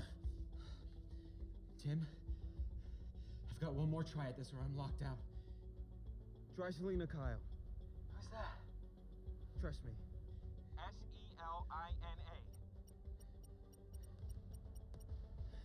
Welcome. Who's Selena Kyle? It is now our privilege to introduce two larger-than-life characters. Both have amazing fighting skills, but one has equally impressive biting skills. Yeah. Please welcome Harley Quinn and King Shark. Oh, hello, ladies, gentlemen, theys, and gays. Fancy meeting you here inside Starro's beehole. Look, we all know why I'm here, okay? To present a little something for season 3 of my show, which was announced in 1972, and here we are in 2021, and 2 whole generations of animators have been burning the midnight oil on it, and the season is still not finished. And those poor artists died of acute carpal tunnel for nothing. Sorry to interrupt. Are you still vamping? Yes. Did you get the season 3 footage from HBO Max? It is currently being uploaded onto the Fandome server. And this is only happening now because the hard drive containing said footage looked like a piece of sushi, and I ate said hard drive. But it's being uploaded? It is. So you passed the hard drive? The hard drive is wireless, and it is very much still inside me. Is it high speed? Oh, my metabolism? Yes, I'm lucky. Oh, look! The producers are telling me it's ready to go. Okay, the moment we've all been waiting for. A sizzle reel for Harley Quinn, season 3, coming to HBO Max sometime in 2022. Roll that beautiful bean footage. I've always wanted to say that. So, what do we do now?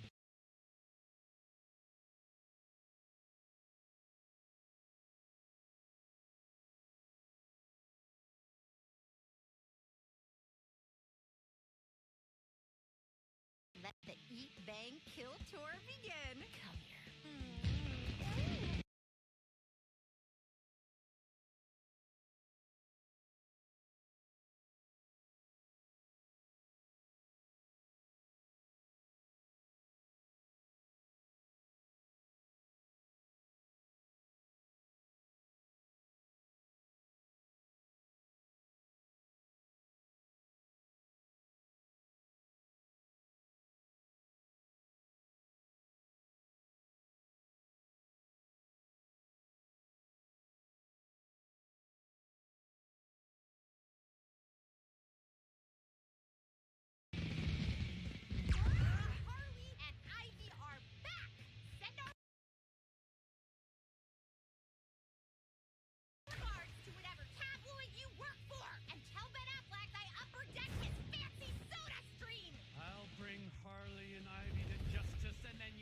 Your tune. I am here for revenge! Hell? Oh, I am. Hey, God! To us, together at last. Partners in crime in every sense of the word.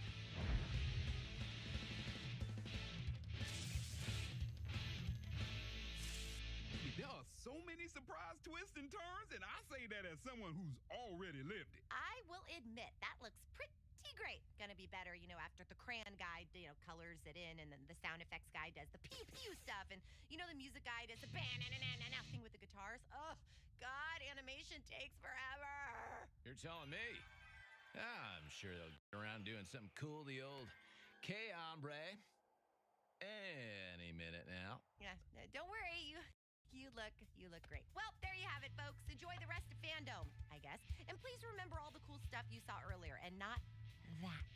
And get ready for more of this soon. That's all I can move right now. Not too shabby. Oh, okay, we're done here.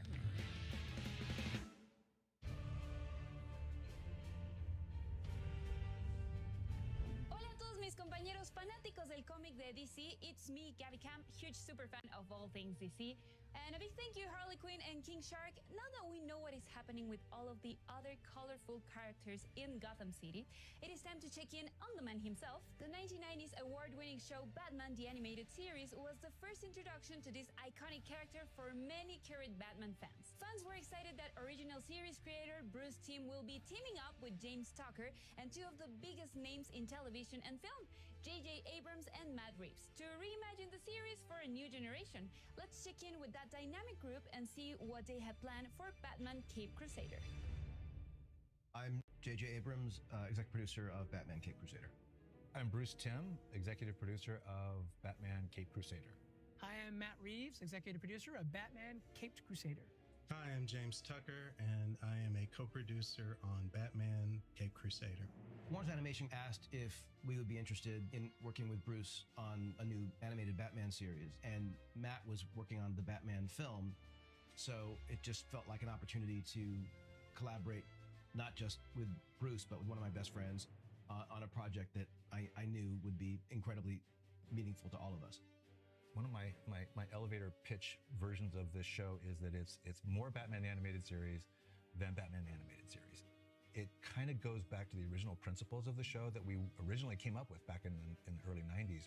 There was certain limitations on what we could do in terms of adult content, in terms of violence and adult themes. And my idea is basically to say, okay, it's 1990 again. I get to do what I want to do this time. And I got JJ and Matt backing me up. You know, in Bruce's world, in this new iteration, it's just Batman right now. There's not, the Justice League, it doesn't exist. There aren't any other superheroes. It's Batman. You're watching this lone figure swinging through the cesspool of Gotham. It's Batman alone. He's Batman. I mean, whether he's wearing the mask or not, he's Batman. And Bruce Wayne is the mask. Bruce Wayne is a phony person. He's a construction that Batman has created to deflect suspicion from his activities. So he's going to be very low-tech initially.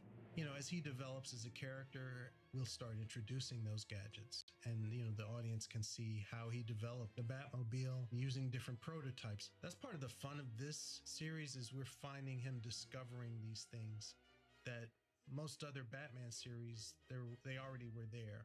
It really is an incredibly complex psychological story about someone who, in a way, needs to be redeemed, and that's kind of what at least this first season's about. We've reconfigured some of the roles some of the characters have. We're starting before Batman has earned their trust, and they've earned Batman's trust. So there's nothing assumed. We don't know that Commissioner Gordon will be Batman's ally. The journey of the show is to see how they, you know, eventually grow together and learn to trust or not. You know, nothing is assumed in this series as far as what we're used to seeing in the world of Batman. What this does is it gives us the opportunity to say, okay, well, the versions of Joker and Catwoman and Penguin, those versions that we did on Batman the Animated Series were really great and iconic. But there's lots of different ways we can take those characters that we hope will be just as iconic and just as powerful. Bruce pitched the concept of Cape Crusader, and he had the Strange Days short that was done for Batman's 75th anniversary. That was very old school film noir look. It was in black and white. And I think that's what really closed the deal on the pitch, because looking at that, they could see exactly what the show was going to look like. But just so it's clear, the show won't be in black and white unless I can talk Bruce into doing a special episode. This new iteration is very much born of a noir sensibility. Definitely heavy on the German expressionism / film noir kind of styling, set in a kind of timeless 40s world. If anything, we're probably going to lean into that even more in terms of authentic clothes and hairstyles and hats and vehicles and architecture. The way we deal with the characters is going to be quite a bit more modern in terms of inclusivity, representation, things like that. Cape Crusader is something that, you know, I feel honored to get to be part of the creative conversations, to get to help and support along with Matt, not just the vision for how they want to do it, but even in using new technologies, the opportunity to take advantage of literally techniques that didn't exist back when Bruce was doing the animated series. It's an honor, and I'm thrilled to be able to work on this. But to be honest with you, the most exciting part is I can't wait to see how it turns out. I can't wait to see all of this come together. I'm a fan, and I just want to see what Bruce does.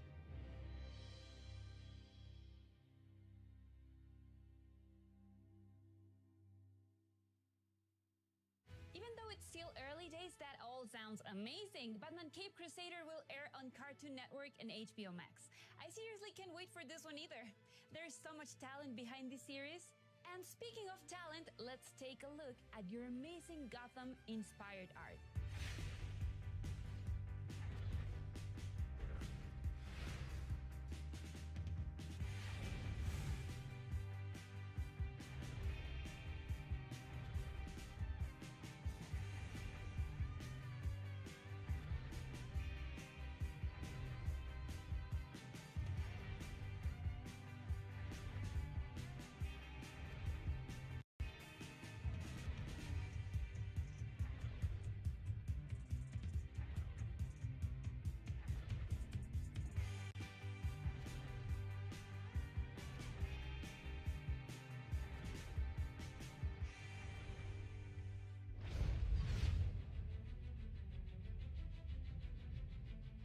Wow, I just love seeing your creations. Don't forget, Jim Lee will be announcing the winner at the end of the show. So stay tuned to see if you've been chosen. Do you like pizza? Have you ever wanted to be like the Batman? Then you will want to get your TikTok on with those pizza fanatics at Little Caesars, who are partnering with the Batman film in theaters in 2022. To get in on the fun, record how you would navigate your everyday life if you were the Batman. Then tag your video with hashtag #BeLikeTheBatman on TikTok. To learn more, check out at Little Caesars Pizza on TikTok. We won't keep you in the dark. And here's something else to be excited about. A new DC mobile game announcement from Ludia. Looks like the most iconic DC superheroes and supervillains are going to be featured in a puzzle RPG. Mobile gamers, get your fingers ready for DC heroes and villains.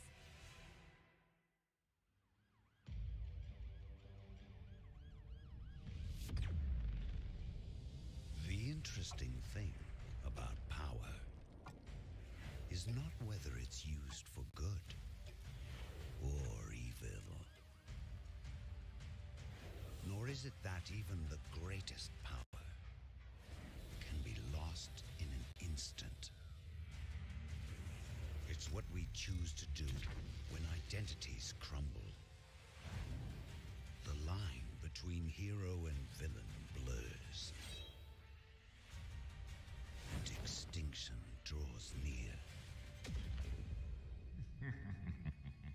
Enter a crisis where sworn enemies will be forced to unite. The fate of the universe is in your hands.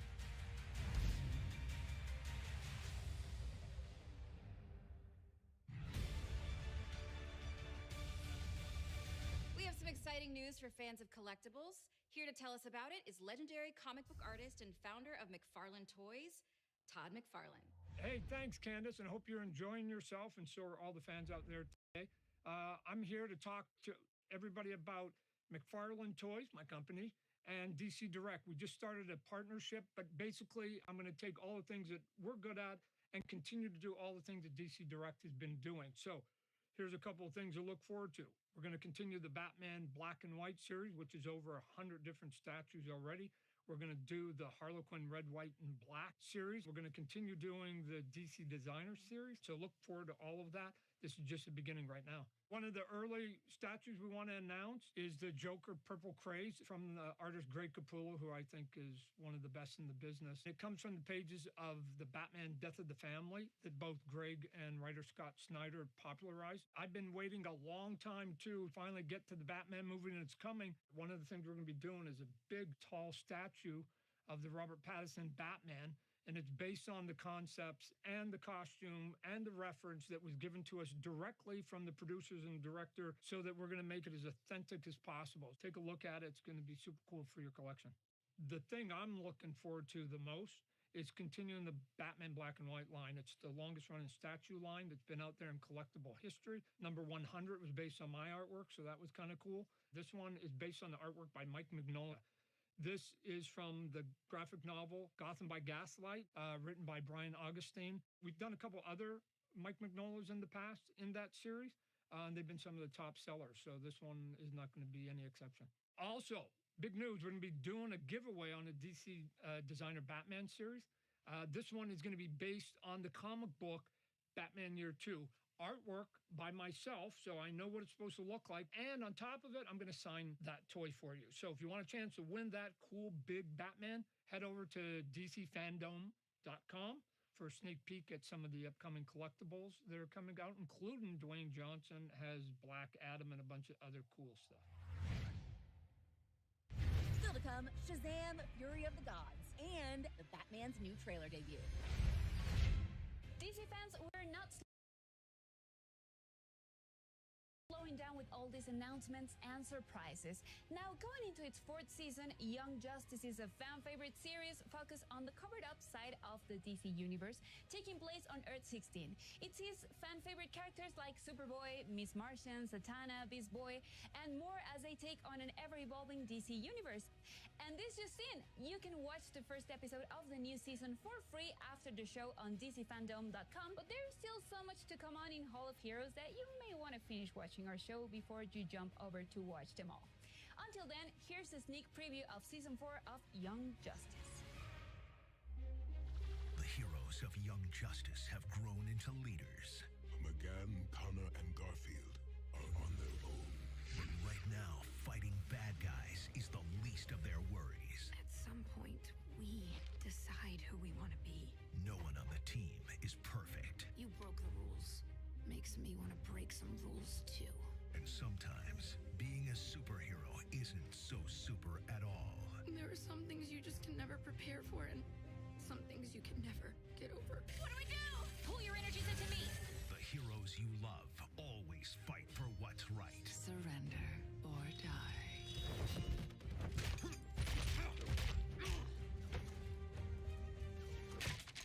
That was my favorite clipboard. This season, they'll fight for something more. No more angst! No more meddling! You'll all die today! And the choices they make. We decide who we want to be. Man, for a minute, I thought I lost you too. Will alter the DC universe forever. Young Justice Phantoms, now streaming. I like it.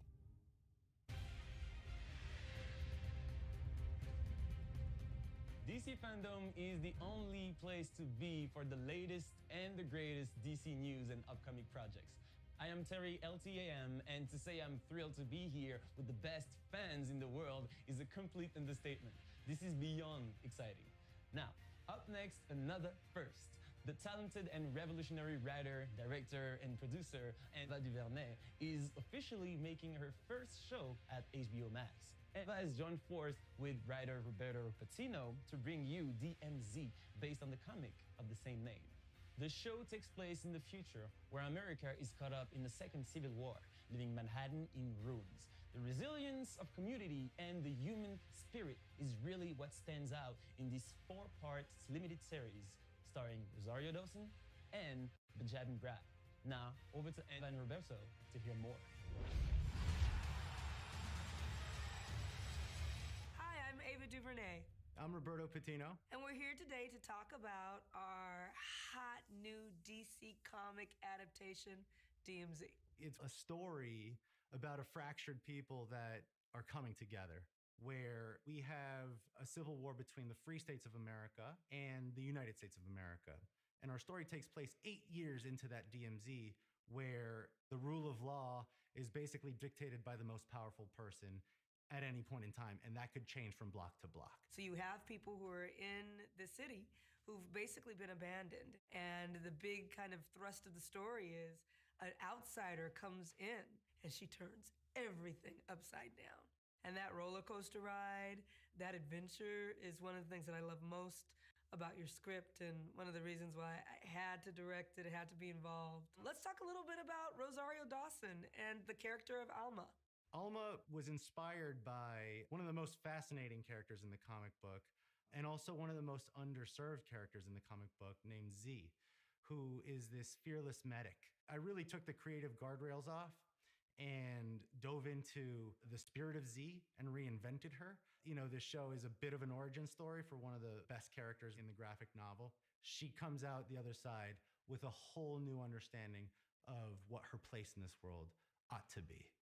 I mean, the thing is like a beautiful, chaotic, messy, grappling with gender and who can do what and what power looks like and who really has the power. This is exemplified through Parko, played by Benjamin Bratt, and Wilson, played by Hoon Lee. And these are two actors, Roberto, they came to play. Man, Parko Delgado is this guy who said, you know what? I am the law. I am the power here.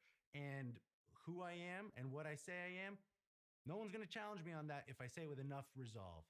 Wilson, on the other hand, is about the opposite side of that, where everybody gets to make truly free choices in the DMZ. They get to decide who they want to be. And the result of that is this patchwork of gangs and tribes and outfits. And Wilson sees that as a marvel. Because that's what the DMZ is. It is set in a world that's just a few moments into the future. And it speculates what would we be if we let the worst of our divisions get to us. I just think it's super cool. It's also important in ways that allow us to consider ourselves now and what we want to be going forward. We're just pleased and proud that it's going to be making its way to HBO Max. And, you know, it's just been a pleasure working with you, my friend. I can't wait to do it again and again. Indeed. It's been such a pleasure working with you, too. And I honestly cannot wait for the world to see DMZ. It's a world I'm thrilled to share with audiences, and especially with the DC fans. Same here. Well, thank you to DC for having us, and we'll see you on HBO Max very soon.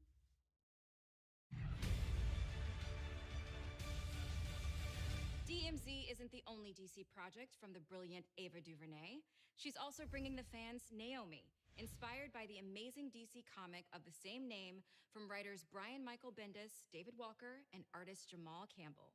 Naomi stars this incredible actress, Casey Wallfall. Hi, Casey. Great to see you. Hi, Candace. It's so great to be here. Everyone is so jazzed for Naomi, and I am loving the diversity that's become the norm in the DC universe. How does it feel to be a part of the DC family?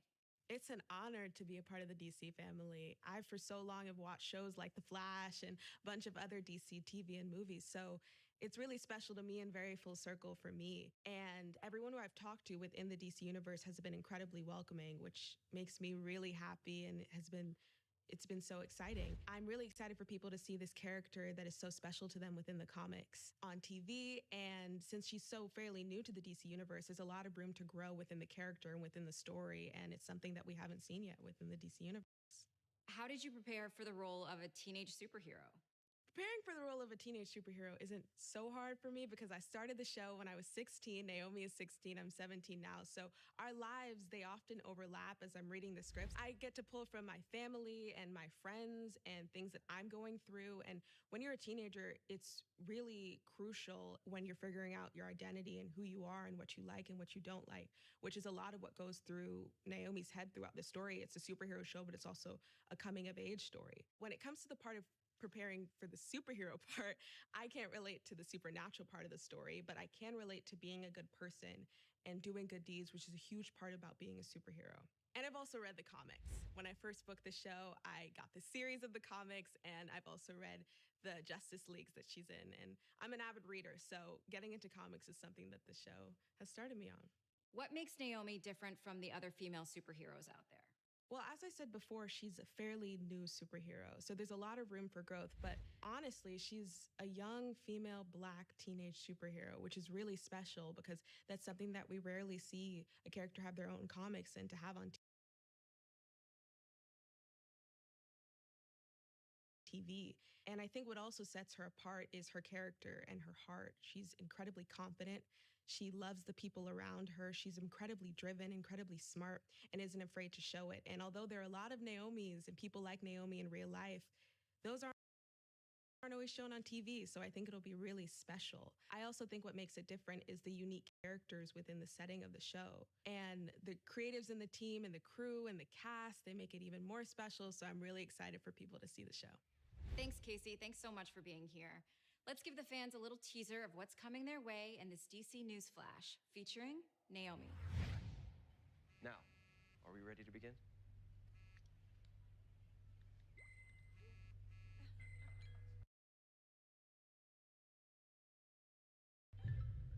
What's going on? Annabelle says there's a stunt happening in the square. Something to do with Superman. I need this for my site. Bathroom break. 10 minutes. I'll be right back.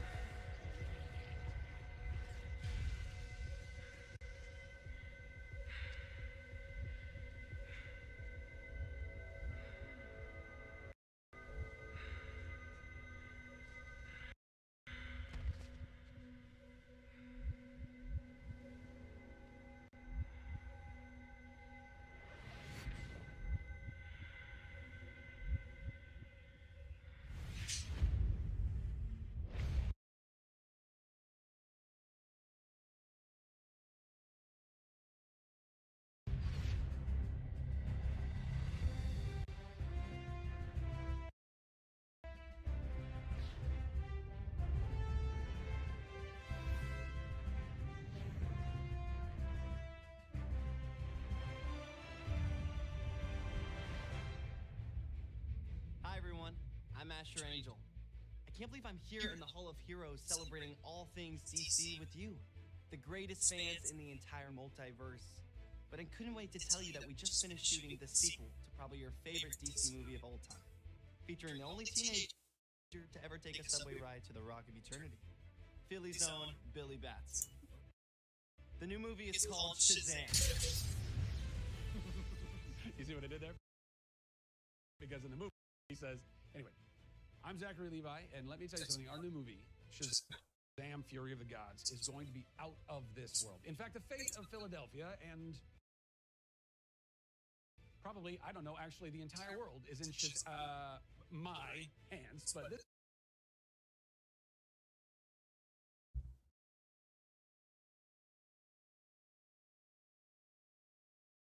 time, the family and I were up against some seriously scary villains. Helen Mirren and Lucy Liu, my real-life alter ego, Asher Angel, and I. We had such a great time making this movie with our director, David Sandberg, and the rest of our cast, Jack and Megan and Adam and Ross and Grace and DJ and Ian and Jovan and Faith.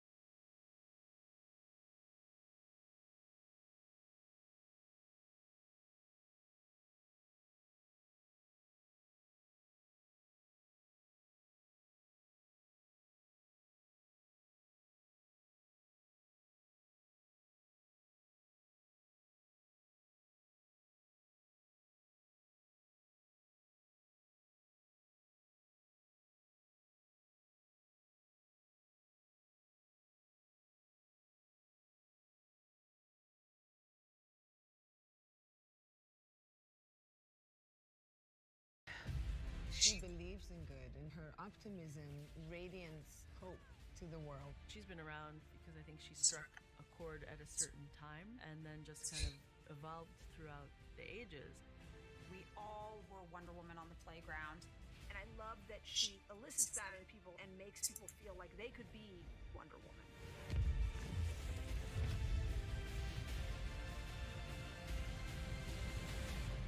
We are so excited to get to be here and get to talk about the spirit of Wonder Woman. When I think about myself as a child, learning about the character and watching Linda and how much it meant to me and how much it went on to mean to me over the years, you know, getting to be a part of the passing of the torch of this amazing character into the world is incredible. Aló, ya estamos de vuelta por acá.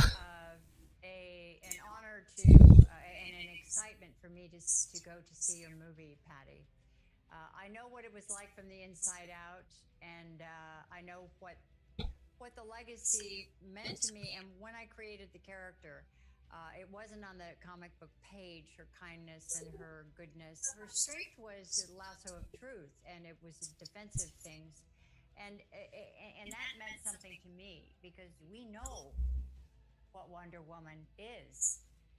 We not just you and me, but the women out there and the women that have come behind us and with us and through us. And I hope that they can see what that is in their own lives. It gives me sort of chills talking about it. Beautifully said, Linda. It's so much more than a comic book character. It is an idea and an essence. And as a matter of fact, I wrote a song for you and for Gal, and based on an original lyric that I had started for my husband. But when I did your movie, I finished writing this song that comes out in October, actually, called Human and Divine. And it's about the love of Wonder Woman. And I can't wait to hear it because it's incredible. And I'm so excited for it to be heard by the world. Thank you. Here's the interesting thing. I think that Wonder Woman was controversial at the time that she came out. To my deep surprise, she was controversial still when you did it, Linda, because I remember all of the conversation about, were you too beautiful? Were you too kind? Were you too loving? Interesting to me that even when we made the film, it was still controversial that she could be all of those things at once. And that to me is the essence of Wonder Woman. I find ourselves to be in such a lucky place and time right now as it relates to Wonder Woman, because I actually think she is the most relevant superhero of our times, because at this moment, I think values are incredibly important. And the values of being capable of doing more than fight and challenging yourself to be a superhero of love, compassion, kindness, goodness, patience, you know, all of these things, and be willing to fight, even physically, to stand up for those things is what matters right now. It is certainly not my invention or yours, but it feels like I'm a part of something. Mm-hmm. And that we take on to the next generation of fans. And that is my hope for the future, certainly, and your hope for the future. What you, in Wonder Woman 3, which I can't wait to hear you come out with any... You can't wait to hear me not talk about. Can't wait to hear you not... When we get to this. Okay, not talk about, oh my God, not talk about... Oh, but it's coming, everyone. Wonder Woman 3 is coming, and even if I did know, you'd have to kill me to have me talk about it, but I don't. Thank you. No, we're super excited about Wonder Woman 3, and Gal is who's so bummed not to be here, who's the busiest person in the world with now three little kids and shooting. So she was so bummed not to be able to be here, but we are all three very excited about some exciting things coming up with Wonder Woman 3. Pretty cool. Who would have thought in my life, at this time in my life, that this gift would just present itself to me? And that's so cool. And that's what I'm hoping for all of the fans of Wonder Woman and all of the fans to know that your life is full of surprises. And the Wonder Woman in you is alive and well.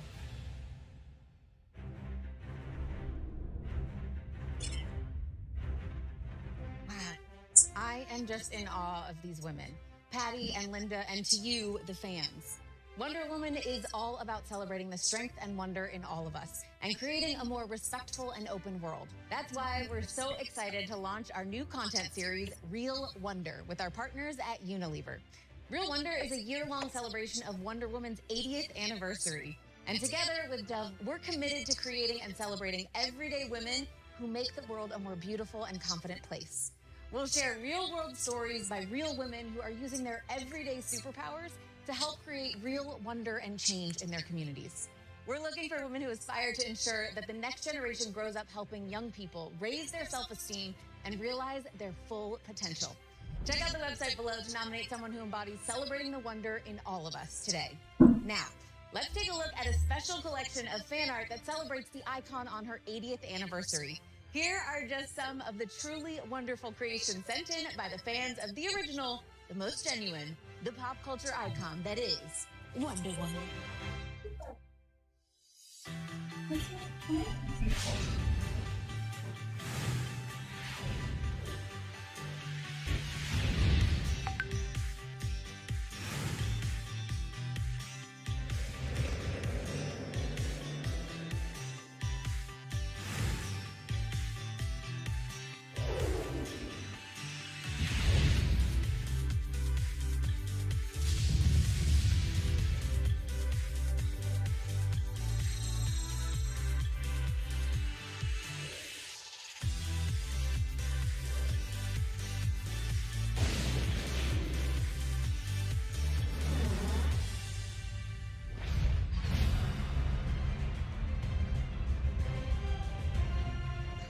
I am always in awe of your amazing works of art.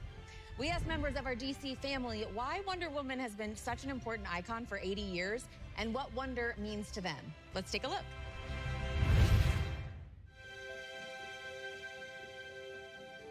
I think it's about time that we realize that women actually are half of the human race and can be as strong and as exciting and interesting and complex as male characters.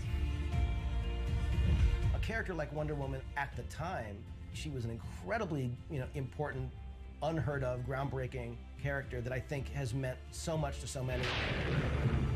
Look! It's Wonder Woman! She's a standout character among all the original DC members. I can't believe she's been around for 80 years. It's insane. I think she inspires everyone who aspires to be like a strong, powerful person. People gravitate towards her so much because she's uniquely different. I think it's important to have strong female role models like Wonder Woman because women have gone through so much adversity. It is our sacred duty to defend the world, and it's what I'm going to do. It's important for little girls to look up at the screen and see a hero there and say, I can be that, I can do that. I am my own woman, and I decide who I want to be. The inspiration that comes from seeing this super strong, super smart, elegant heroine that stands on her own. It gives them someone to look up to, even if it's just in their imagination. Wonder Woman is an amazing character. Anybody can look up to her, regardless of status. Of course, Wonder Woman's really important to be a role model for women, young women, but also for younger men. It gives you like a chance to believe that you can actually be Wonder Woman, that you can reach a capacity of your dreams, I suppose. I would say wonder inspires a sense of awe. Wonder is the ability to still see the grand and incredible things in the world. I love the hope behind the character. It is important to have these strong female roles in society, to show the power of equality and to show that anything is possible. I think it's wonderful. I think there should be 1 million female superheroes, and I'm glad there are so many now. You know these women, your grandmother, your mother, your best friend, your aunt, your teacher, who are strong, capable, wonderful women. Strong women are very much a part of the universe, so of course we want to see them reflected on the screen. People like Wonder Woman show us that every woman is a queen. Every woman is a warrior. Every woman is a fighter.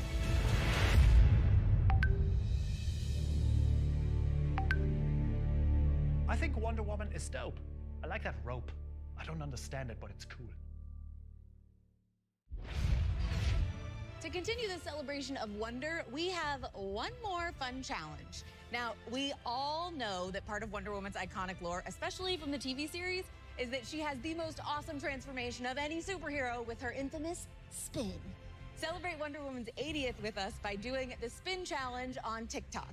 Show us how you spin into action, and no matter what the day brings, you can spin into anything that makes you take on the day with confidence. Let me show you how it's done. I am feeling very confident in my Wonder Woman look.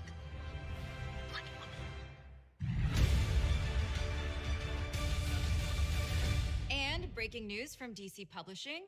As we are celebrating Wonder Woman and the 80th anniversary of this iconic superhero, we are also looking ahead to 2022 with Trial of the Amazons. This massive crossover event will affect the future of the Amazons. Diana has ascended to a new place of existence, fighting for justice on a cosmic scale, which has led to massive change for the Amazons. Queen Hippolyta departs from man's world, leaving Nubia to watch over Themyscira as new tribes of Amazons appear. Yara Flor recently introduced to comics as Wonder Girl, and Nubia find themselves at the heart of a power struggle in this historic story that fans won't want to miss.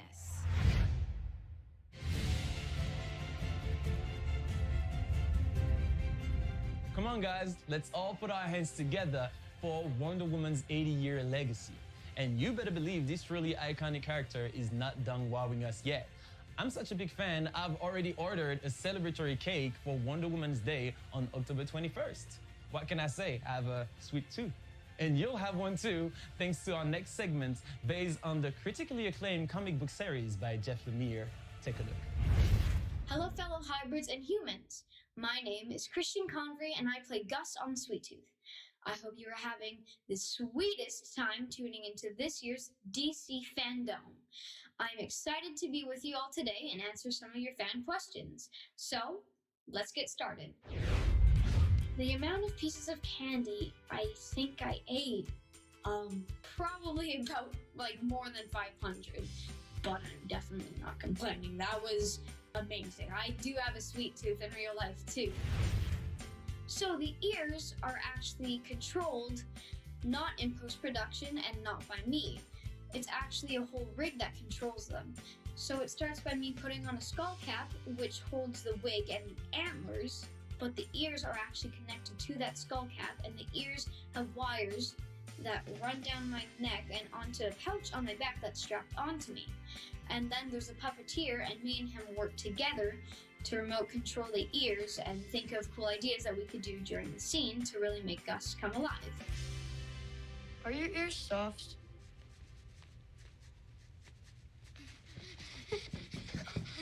It's super cool. My favorite part about shooting in New Zealand was how the nature is so spectacular and extravagant that when it's put onto camera, you're like, is this fake? Because it looks so majestic and magical. That is what I love about New Zealand, the magical nature there.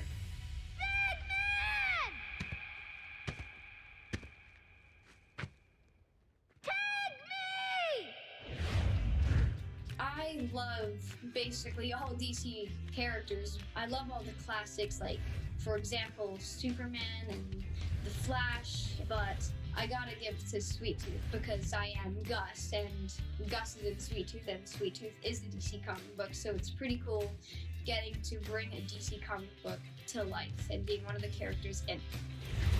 I indeed read the comics before starting Sweet Tooth, and I loved Jeff Lemire's writing techniques and how he really brought it alive off the page. It's so amazing, the comic books, and it really helped me get a jump start with Gus. What's in Colorado? My mama. Well, I know that I'm itching to find out what happens next, but I really hope that Bobby's okay because he's the cutest thing in the world, right? Well, and of course all the other hybrids. But you'll just have to wait and watch season 2 to find out. I absolutely love how much you guys enjoy Sweet Tooth and cannot wait for you to see what we have in store next. Get ready for more banter, hybrids, and candy to last you a lifetime, or at least to cure your Sweet Tooth. See you soon for Sweet Tooth Season 2! And now that we've satisfied your sweet tooth, there's a sweet deal waiting for you over in the DC shop. It's our final exclusive drop of the day. This is the one that you've been waiting for. That's right, it is time to scoop up some brand new Batman merchandise, and it's happening now at shop.dccomics.com. Take a look.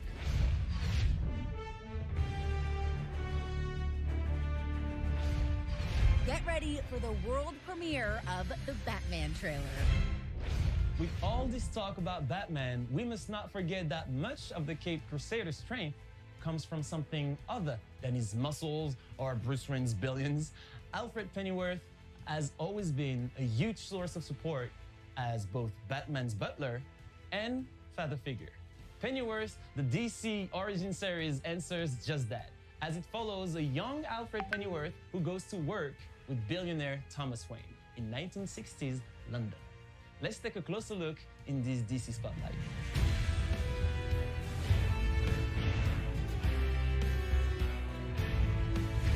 Hello DC Fandome. We've had so much fun making Pennyworth over the past 2 seasons, and we just wanted to thank you all so much for your support. On a personal note, it's been a dream for me to play this character. Hola, and I really hola. get it, so thank you so much. Ya estoy de nuevo por acá. It sounds like you're saying goodbye when actually Después de esa pausa tan larga que se tocó hacer. That is true. I will. As you can see, we're on set and we are officially in production for season 3 of Pennyworth, which is now a Max original series on HBO Max. Hola. Ya estamos de vuelta acá. A ver, ahora sí, ¿será que ya viene lo de Batman? Hasta ahorita lo que puedo decir es que ha sido un evento feo. No me ha gustado. No sé qué opinas tú. O sea, empezó bastante bien. Estuvo emocionante lo de Black Adam, pero después le empezaron a rellenar con cosas que no me llamaron mucho la atención, ¿no?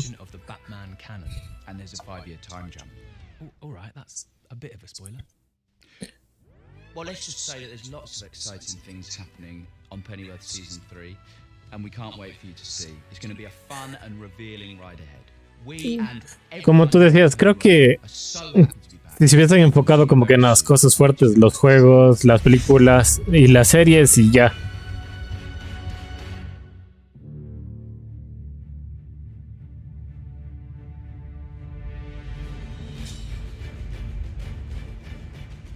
So, Jim, fans have noticed that you've been posting some awesome artwork leading up to DC Fandome. And we, of course, have some very No te escucho nada, por si acaso. ¿En serio? Yeah, look, we wanted to create something kind of fun for the fans to engage with. Qué extraño, ¿por qué? ¿Tú sí me escuchas? Sí. Sí, yo sí te escucho. We're revealing the final 4 right now during Fandome. And so if you take all 16 and rearrange them, and kind of squint, hopefully you will see what we have been building up to. And it is the iconic cover from Crisis on Infinite Earths, #1, drawn by one of my favorite cover artists, George Perez, 1985. And yeah, it's a fantastic piece of work, and that is what this mosaic approximates. Is squinting an official instruction or rule to figuring out how this all comes together? Absolutely, because look, I wanted to make it hard enough so that people didn't immediately recognize what the cover was. So I basically used elements and drew characters that approximated those shapes. And at the end of the day, if you squint, it should work. But the giveaways are the panels that say Crisis on Infinite Earths, and we save them for this moment so that we wouldn't spoil the surprise. ¿Ya ahí? ¿Me puedes escuchar? Yeah, ahí te escucho. Ya. Eso decía que he estado feo. La verdad, tenía otras expectativas. Estuve todo el tiempo pendiente así viendo. Y no. No sé a quién se le haya ocurrido hacer esto, la verdad. O sea, hubiese preferido, como tú decías, un evento concentrado en las cosas fuertes. Juegos, películas, series y listo. Ya, o sea, pero ponte, hablar de los cómics me parece bien porque hay por gente que sí está interesada y que sí sigue. Y ya, pero de ahí las otras cosas como que esas conversaciones con los actores, no sé. Y si ya pensaban hacer así, era de que era como el año anterior. El año anterior tenía 2 paneles ahí separados y ya te decían, ¿no? O sea, a ver, en este panel se va a hablar de tal cosa y van a estar tales personas y van a conversar, o en este panel se va a presentar un trailer y no sé qué, y llega a tal hora. Pero chuta, o sea, juntaron todo y no sé. Sí. se hizo un poco como que hasta aburrido. Sí, sí, sobre todo esta última parte, porque empezó bien, creo. O sea, al inicio estuvieron más cosas presentando.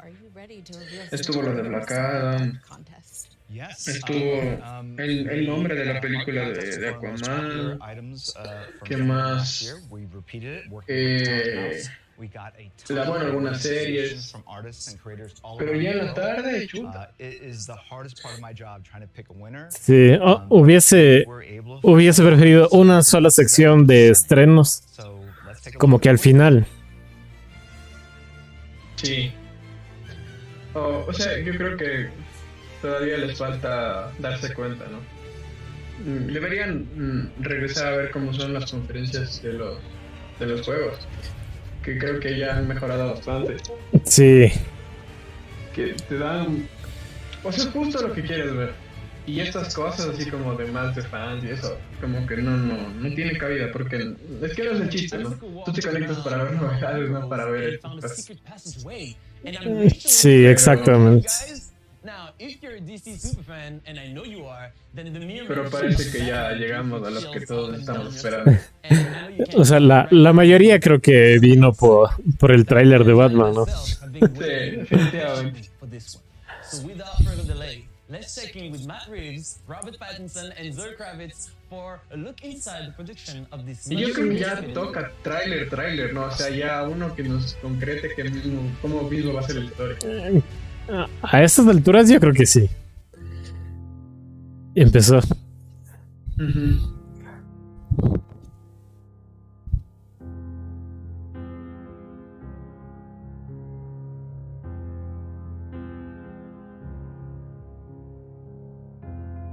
For some reason, Batman just always stood out. It's one of the major characters of the 20th century, and so many people connect it on such a deep level and for so many different reasons. The first conversation I had with Matt about it, I just knew there was something radically different. No es todavía el tráiler, ¿no? Sí, parece que van a... Otra vez. Media hora de conversación y a las 4 ponen...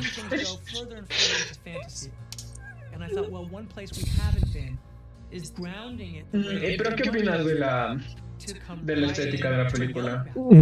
O sea, me agrada bastante. Creo que tiene mucho del toque de David Fincher. Porque leía por ahí que quieren hacerle como que una película de investigación, ¿no? Ajá, de detectives, ajá, exactamente. Sí.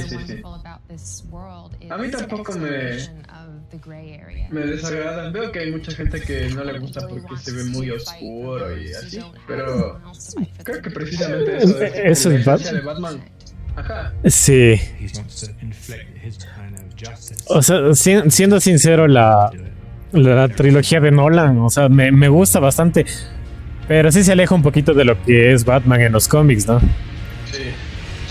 Sobre todo la parte de ser detective.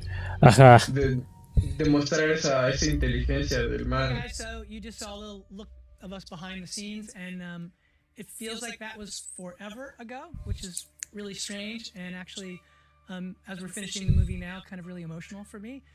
Yo sí creo que va a salir bien, la verdad. Sí, yo también. Y creo que los de Warner también están seguros que va a salir bien por tantos spin-offs que veo que quieren hacer, ¿no? Y la verdad sí fue una buena idea como que retrasar la película. Sí. Yo lo que espero es que no vuelvan a hacer lo que hicieron con Affleck, que le dejen irse y hayan problemas y no haya continuidad. Ojalá que no sea ya el que se quede ya. Solo que este Batman es como que en sus primeros años, ¿no? Sí, decían que iban a adoptar año 1, ¿no? Sí, pero es que, digamos, este Batman como que un poco inexperto, no le veo aún formando parte de la Liga de la Justicia. Sí, eso es verdad. Pero creo que en esta película pueden como que sentar las bases. En una segunda a lo mejor pueden ya hacer como que madurar más y ya después de eso ya podría tranquilamente participar con los demás. Sí. Porque tienen que desarrollarle full. Sí, sí, sí, eso sí. Like, here's this helmet, you know, and you have to like walk out and then you take the helmet off and you do the scene. But it's like sometimes really hard to look like cool when you're taking off at, like, you get stuck. And I was like, this is how I lose the part. I lose the part because I can't take off a helmet. And it was just the opposite. Do you remember your first day, Rob, when you were wearing one of the actual bat suits? When Rob and I first got together, like, we'd had all those conversations, and then just by virtue of what it is, it's Batman, the studio's like, well, we always do like a screen test, which is so, like, you know, kind of the same thing you guys did. Rob did first by himself and had Pero sí sigo con la intriga de qué hubiese pasado con la película de En solitario de Affleck. Más allá de lo de que se iba a enfrentar con Deathstroke, creo que no sabemos nada, ¿no?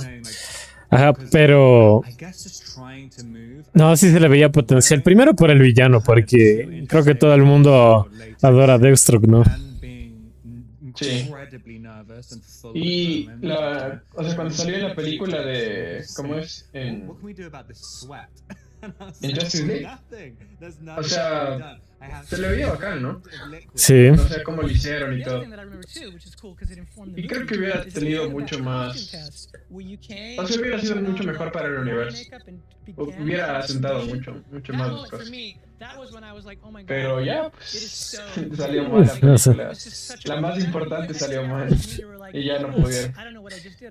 Espero que algún día retomen esa idea, porque no, sí me hubiese gustado ver ese enfrentamiento. Es que quedaron full cosas pendientes ahí.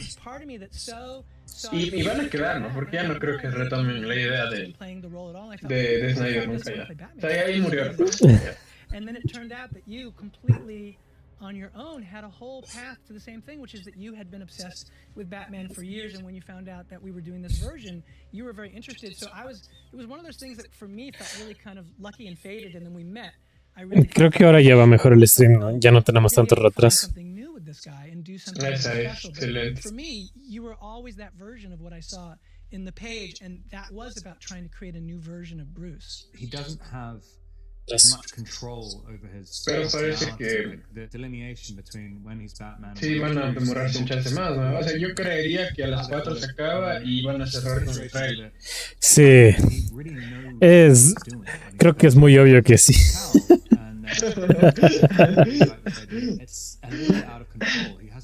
Qué tontera, pero me parece pésimo. O sea, tenían tantas cosas que mostrar, pero no lo hicieron de la manera correcta. Y, o sea, tenían, y ellos pueden decirlo, mostremos un montón de cosas, pero al final no mostraron nada realmente. Por ejemplo, lo de la película de Flash. Se supone que sale el próximo año, creo, ¿no? O el 2023. Bueno, la cosa es que ya no está, o sea, tampoco es que están recién haciendo ni nada. Debieron haber hecho más que ese teaser que estuvo hinchado. Lo de Shazam igual, ni un avance, es real. Black Adam, si te pones a pensar, eso que le mostraron no fue un trailer, no, así, y cortito y casi nada ahí. De las series no mostraron nada realmente. Nada de nada. No hubo ningún trailer especial ni nada. Es más, de lo que se supone que ya estaba como que fue full confirmado que era lo del juego no me acuerdo el nombre. Gotham Knights, creo que. Bueno, ese. Lo más importante, el gameplay, nada. O sea, sí ha sido decepcionante, la verdad. Sí, verdad. O sea, solo se han mantenido con avances, previews, pero nada, o sea, nada en concreto. Y como tú dices, un juego que ya sale el próximo año debería de tener al menos un poco de gameplay, ¿no? Pero solo nos muestran cinemáticas. Exacto. Y que ya mismo se supone que sale, o sea, porque, a ver, tienen 2 juegos planeados para el siguiente año, no han de salir, pues, al mismo tiempo, ¿no? Entonces, el uno ha de salir a inicios de año y otro a finales.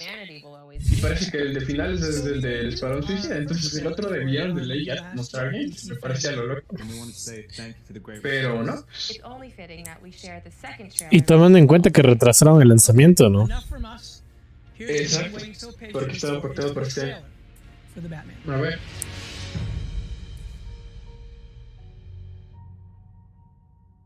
Ahora sí. Sí, parece que sí.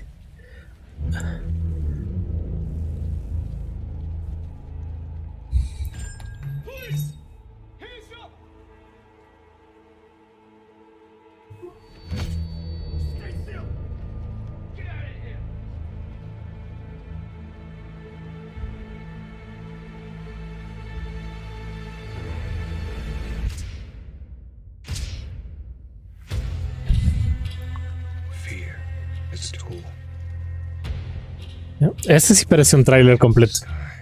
Ajá.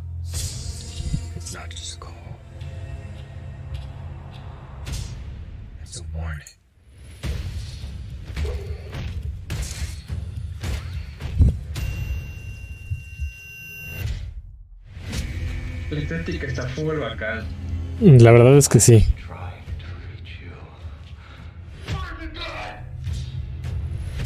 Se ve muy bien o sea, la máscara de Batman. No hay queja. Ajá, ajá.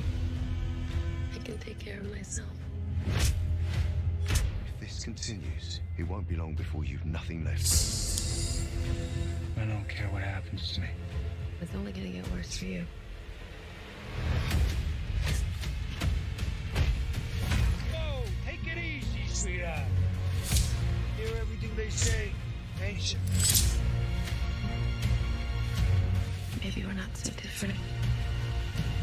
Who are you under there?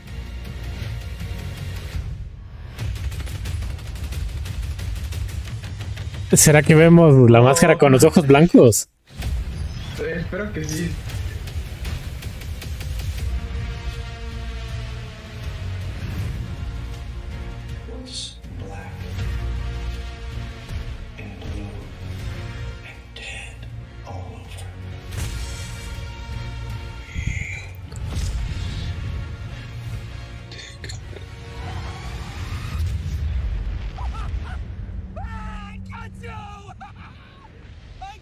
No.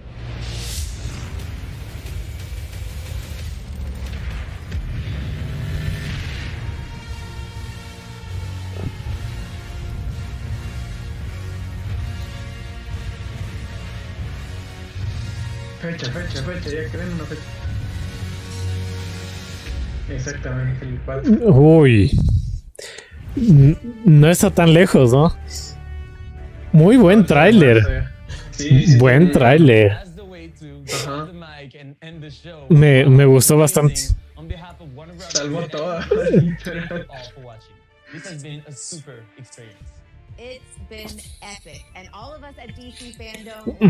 Hoy en la noche hay que comentar de esto. Sí, de ley. Hay que sacar todo el hate ahora de noche.